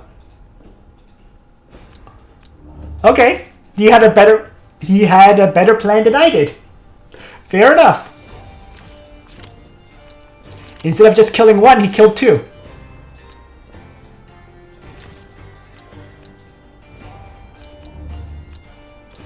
Alright. That's fair. You know, I would have killed Bozel myself, but he used the strategy that got him both. Right? Ares OP. Oh, side note. Let me just halt this for a second. Did he benefit from the faction buff of Bernhard? No, because he didn't enter battle. Right? So yeah, just Ares OP. I mean, Florentia dying without a faction buff to Ares is natural. I actually thought Bozel would still live, but I was wrong there. So yeah, over right there.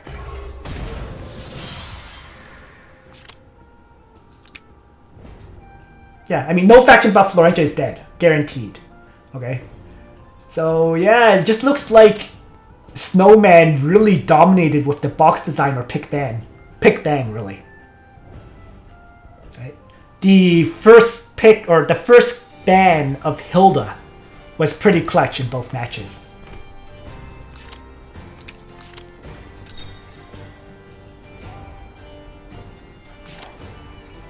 That was interesting to see, though. The other interesting thing to see is just... So, end of the day, Snowman won with a much better pick ban.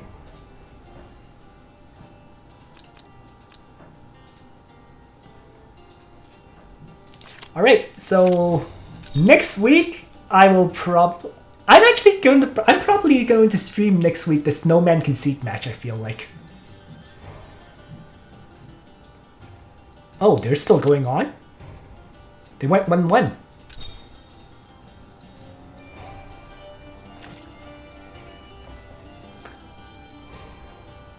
Let's see what's going on here.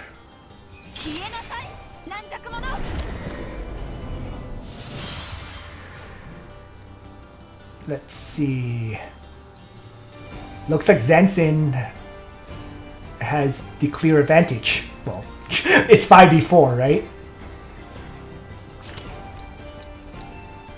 And a little hit point buff on Florentia to keep her alive as well.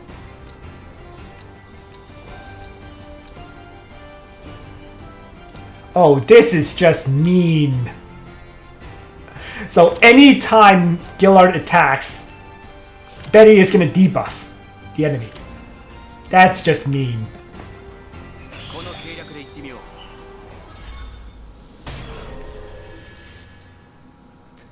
I wonder how Licorice got killed though.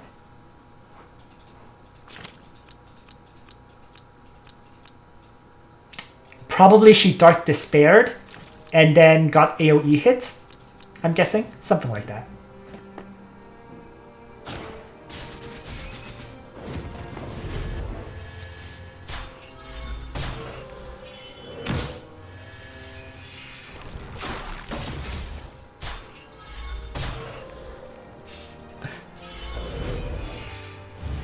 Look at all this AoE damage from Betty.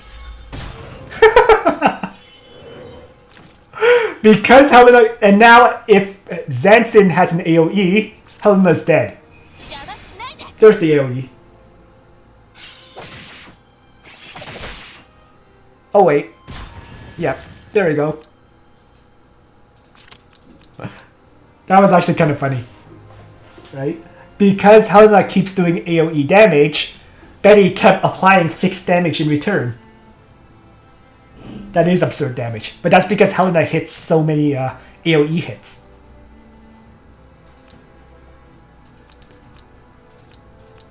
Betty is so toxic. Yeah.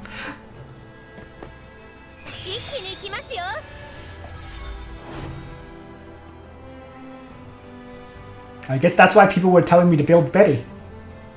But again, it's like, I never will have the opportunity to build her. Managed to jump into this to see a good thing.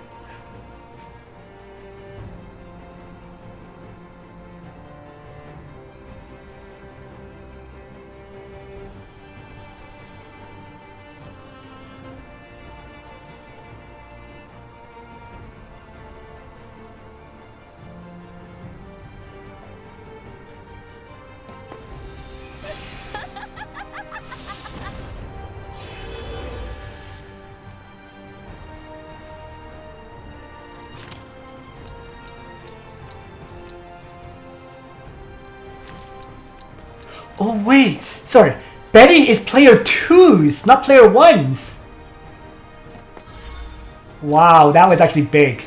So Zansin made a huge mistake there. Sorry, I somehow thought Betty was Zansin's. But okay, wow.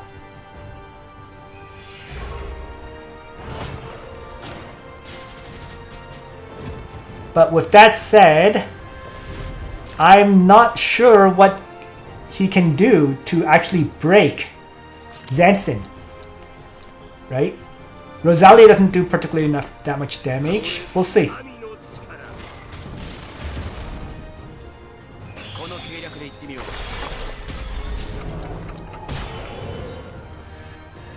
Oh boy. Heal reversal hit Kruger.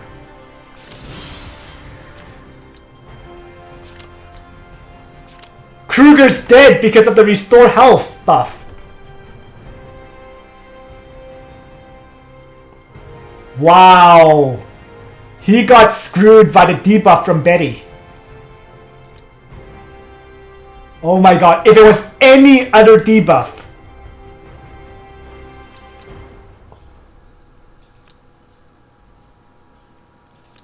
If it was any other debuff, Zansin was okay.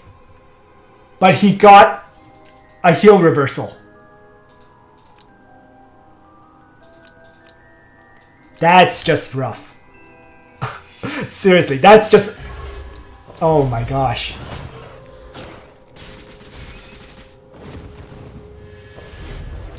Uh-oh. But despite that, if Zansin still has this Wave Whisper, and if he still has Resounding Might...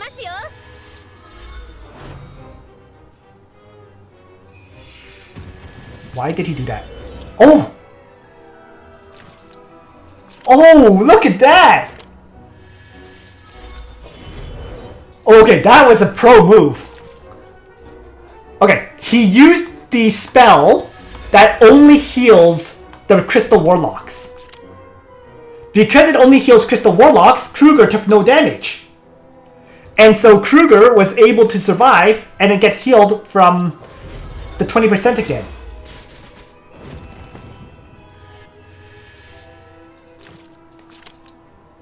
Oh wow, that was actually... I actually didn't even know that was possible. That was really, really cool, actually. By using the 1-point battle support spell, it only healed the Crystal Warlocks, so only the Crystal Warlocks took damage. Kruger himself took nothing. And then, because it was a heal, the Forest Priest removed a debuff, making Kruger allowed re-heal. Yeah, that was super high IQ. I actually didn't even know that was possible.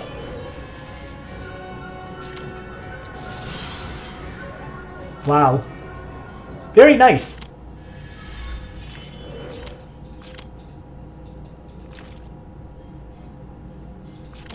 So, despite everything, Zansin wins anyways with the AoE team.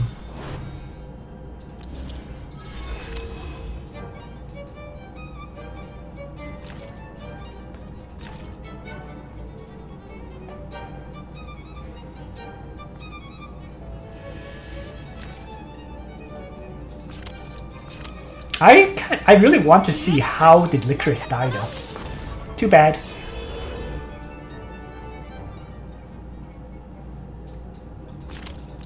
He must have made a mistake somehow for Licorice to die like this.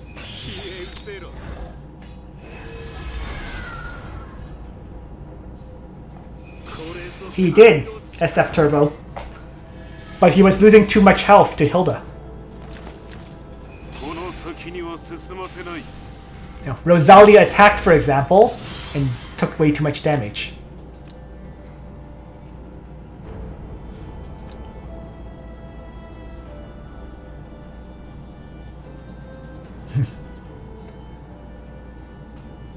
So now all Zansin has to do is be patient, really.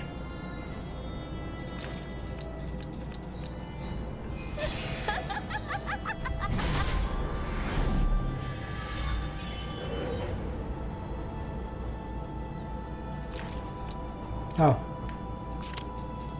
I thought he just attacked with Betty as well. Pretty sure he did, I thought.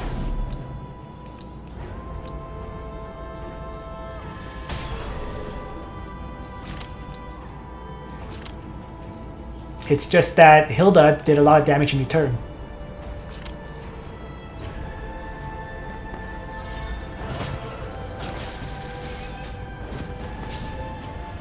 Oh. In any case though, totally over now. Tons of time for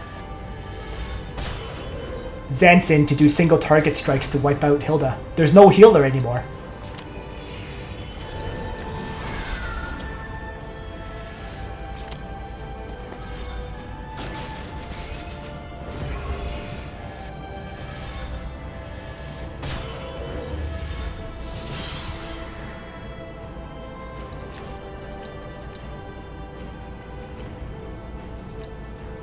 So one more attack, Hilda's dead. And then, yeah. So, yep, there's the concede. That was interesting to see. Betty did quite a bit there. Jumped in to take a quick look. That was interesting.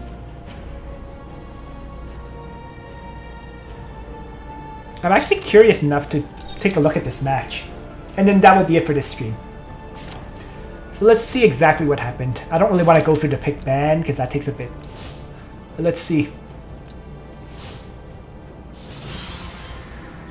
So the first match. Look! A Hilda Bernhard combo! Imagine that. But Zansin ran Guardian Infantry instead of Werewolves for some reason.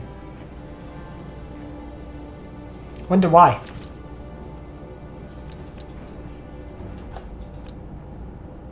Maybe to counter Hilda, I guess? I'm not sure I really understand the infantry choice. Maybe? Mariel here is running Zealots. Aha! That's probably it. This Mariel is running Zealots, so there were two bonus advantages of running infantry. A, he was predicting Mariel would run Zealots, and B, he was predicting Hilda would have Lancer soldiers. So the combination of both.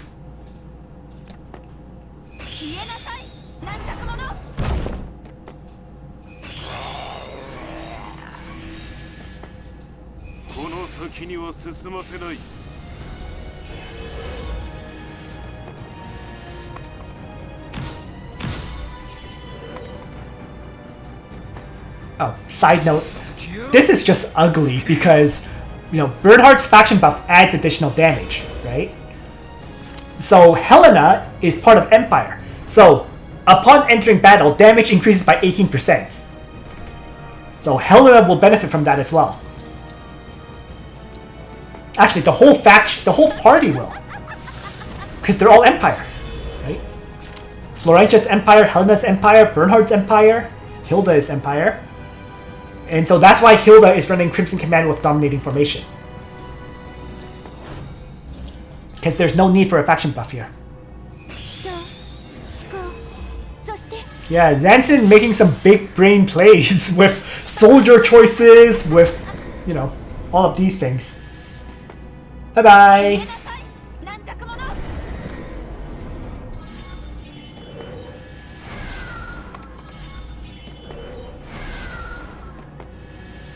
That last game with the Florentia skill.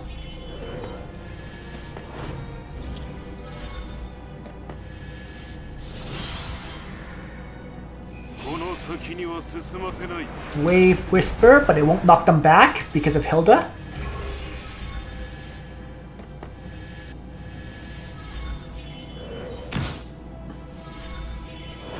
So once again, we see the usual formation, if you will, right? Both sides are kind of very close to each other, but not engaged. You see this happen a lot in the top level matches.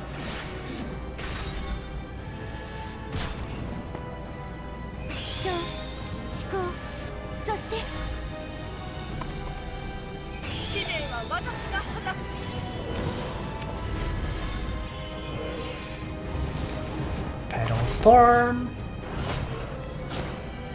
Helena won't do any damage at all.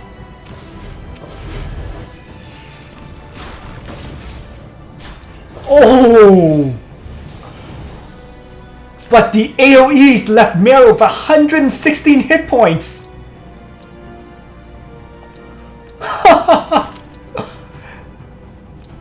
He was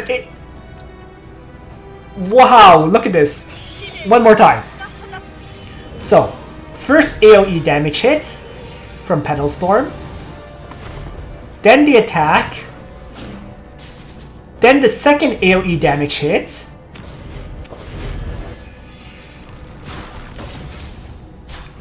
And he survived. With 116 hit points. Out. Wow.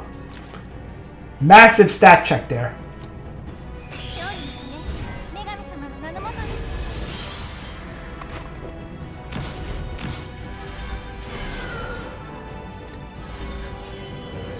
I guess that is Zansin's easy win combo in general.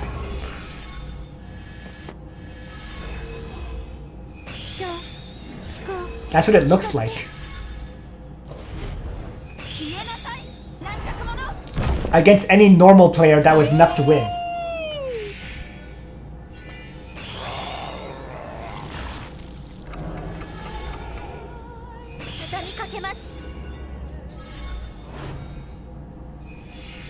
So guard disable. And now Rosalia is going to make a move.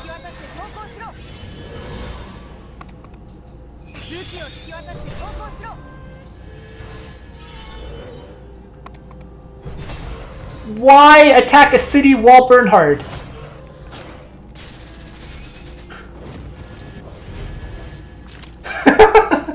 Why not attack Helena? Why attack a city wall, Bernhard?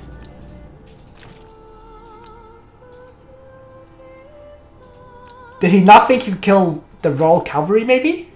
But attacking a city wall, Bernhard was not smart either.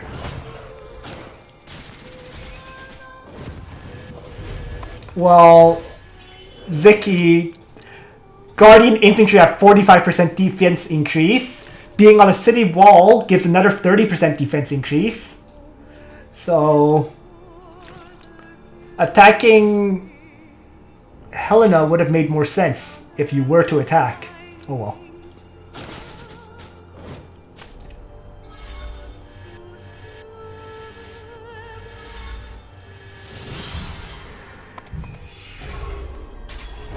Oh, but he read this in advance. He was smarter than me. Because Hilda acted again, he has no guard skill right now. Okay? Because Crimson Command overwrites Dominating Formation. Alright? So Crimson Command was up, which meant Dominating Formation's guard skill was not. Okay? So when he acted again and rammed, that meant he had no guard skill. No. Dominating Formation is up, but not the guard portion of it. So that allowed Rosalia to get a second attack. Okay, he outread me. That was not a mistake then. So with the second attack, Bernhard was killed.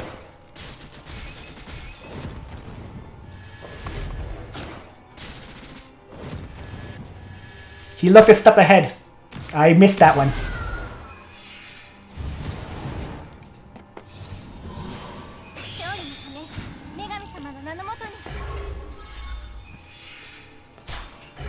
So, while guard is down.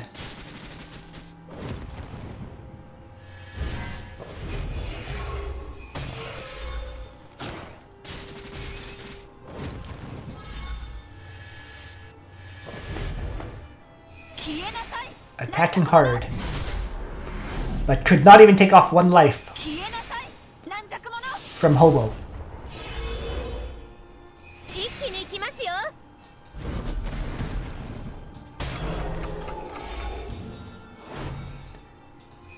Clock's trigger.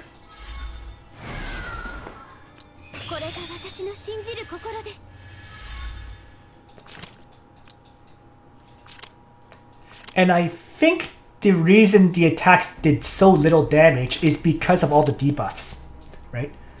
Accessory skills nullified, damage decrease, armor skills nullified, all that kind of stuff.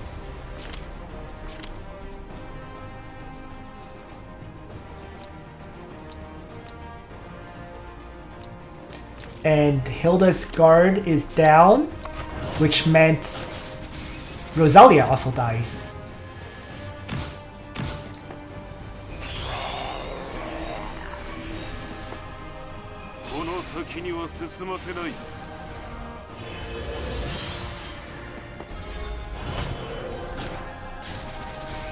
And Juggler jumps in to take down Helena. So there's been a lot of trading going on this match.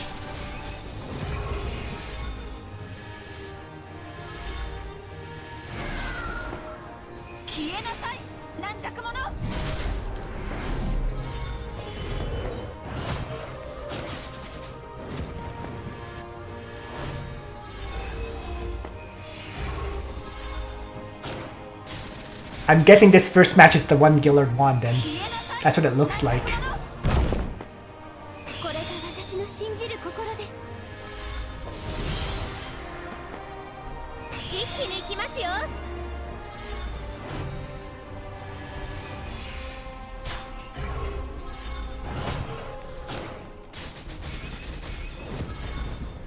Finally, the first life of Sage of the Trees is down.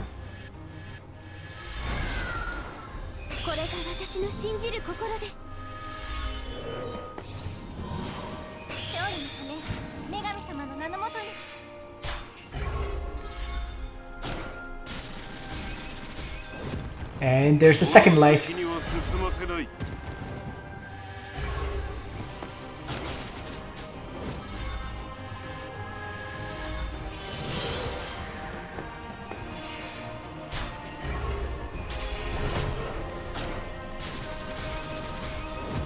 Yep. Well done. Yeah.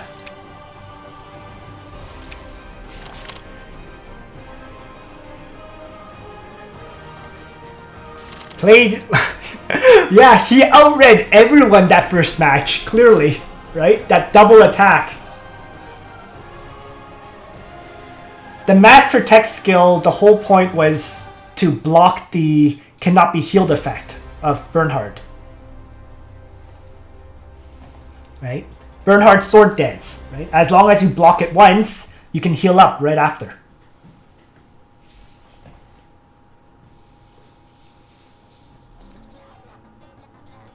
Okay, yeah. So that first match was interesting. The second match... Guilard played all sorts of non-meta whale characters. Patsier, Ultimuller, Albedo.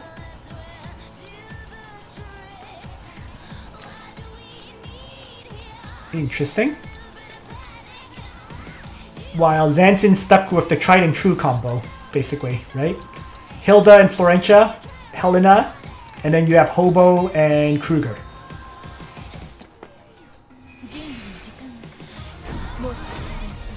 I am kind of surprised Zansin consistently got to pick Florentia. But I guess Guilard was banning Rosensteel instead, I guess.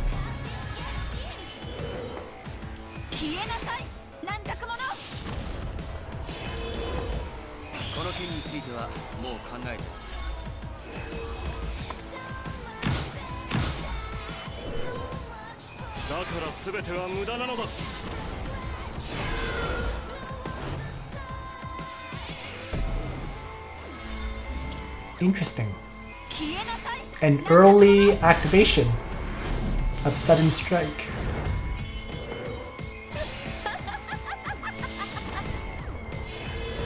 Oh, I missed this completely. Okay, Hilda buffs up Albedo and Patsier, while Ultimuller buffs up Wilder and Hilda as well. So actually his whole party is faction buffed. Huh. These characters are so non-meta, I don't even know who buffs them. Anyways.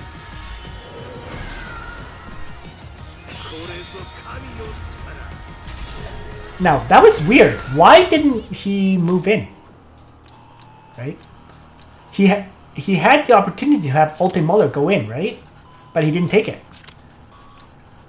Because Ultimuller could Dragon Dance, AoE, act again to attack a second time, kind of thing. I'm guessing he felt that Ultimuller cannot kill Hilda.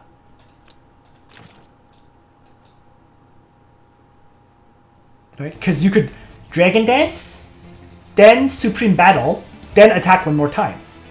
So that would be 3 attacks. Oh well.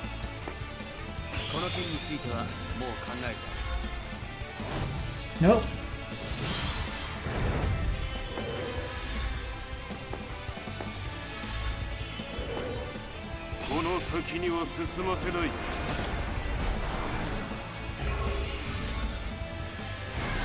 And now, let's see.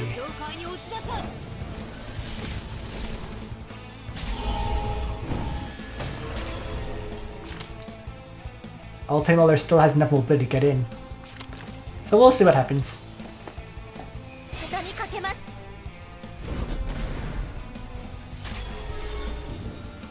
Patsier can ignore guard, right? Let's see. After entering battle against non-female hero...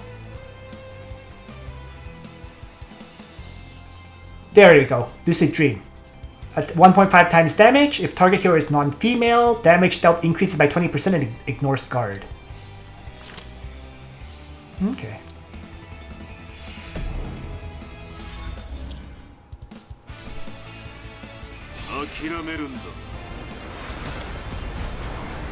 Oh, that's just... But hell...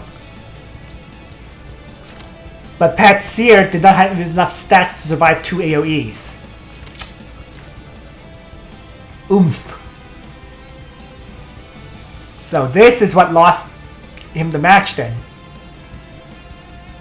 It looks like Patsier lost the defense, the magic defense increasing part of the faction buff.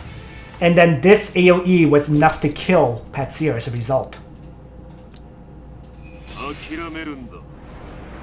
So, stat check failure. That's really what screwed him.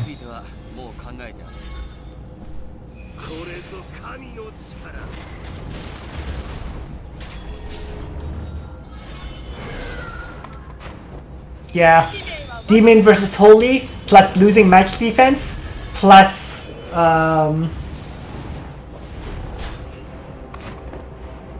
yeah, a whole bunch of different things kicking in SF Turbo. You're right there. As a side note, I have to say, look at that. It's what I wanted to say was it's interesting to see just how Helena can be super effective or super ineffectual. Okay, what I mean by that is in terms of damage to tank, Helena does like nothing. Right? If Helena is attacking a Lancer tank, she does nothing. But her AoE damage has been able to consistently kill. Or fail, as the case may be. Right? Yeah, Helena is like a troll both ways. You either troll the enemy with the AoE damage, or you get trolled. Right? Because if your AoE damage doesn't kill, then it's useless.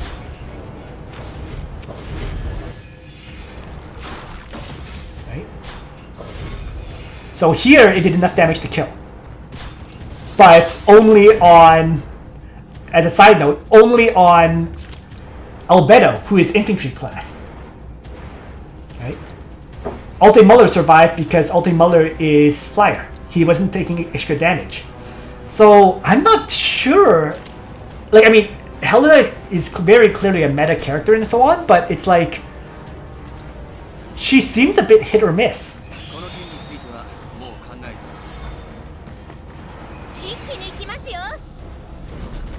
Yeah. Anyways, Zansin with these constant AoEs has been dominating. So that's what we saw. Matches 2 and 3, Zansin won by AoE. Although the Betty came very close to potentially winning him the match. Right? So Zansin stuck with an AoE assault strategy. Guilard was changing strategies on the fly. Overall, the matches were quite interesting. Because we've already watched the third match pretty much. Alright, and I don't really have any interest in going over this last part. Oh god. Seto Kaiba. Why aren't you watching my match, Yugi? But anyways, that's it for today. Overall, I would say, yeah, these top 8 matches were quite interesting. A whole bunch of things occurred that I didn't expect. I mean, the Concede straw match was pretty straightforward, but this Zansin Guilard match ended up being the most interesting one from taking a look at these. So thanks for tuning in, everyone. I hope you found this stream interesting. And see you next week. Bye, everyone.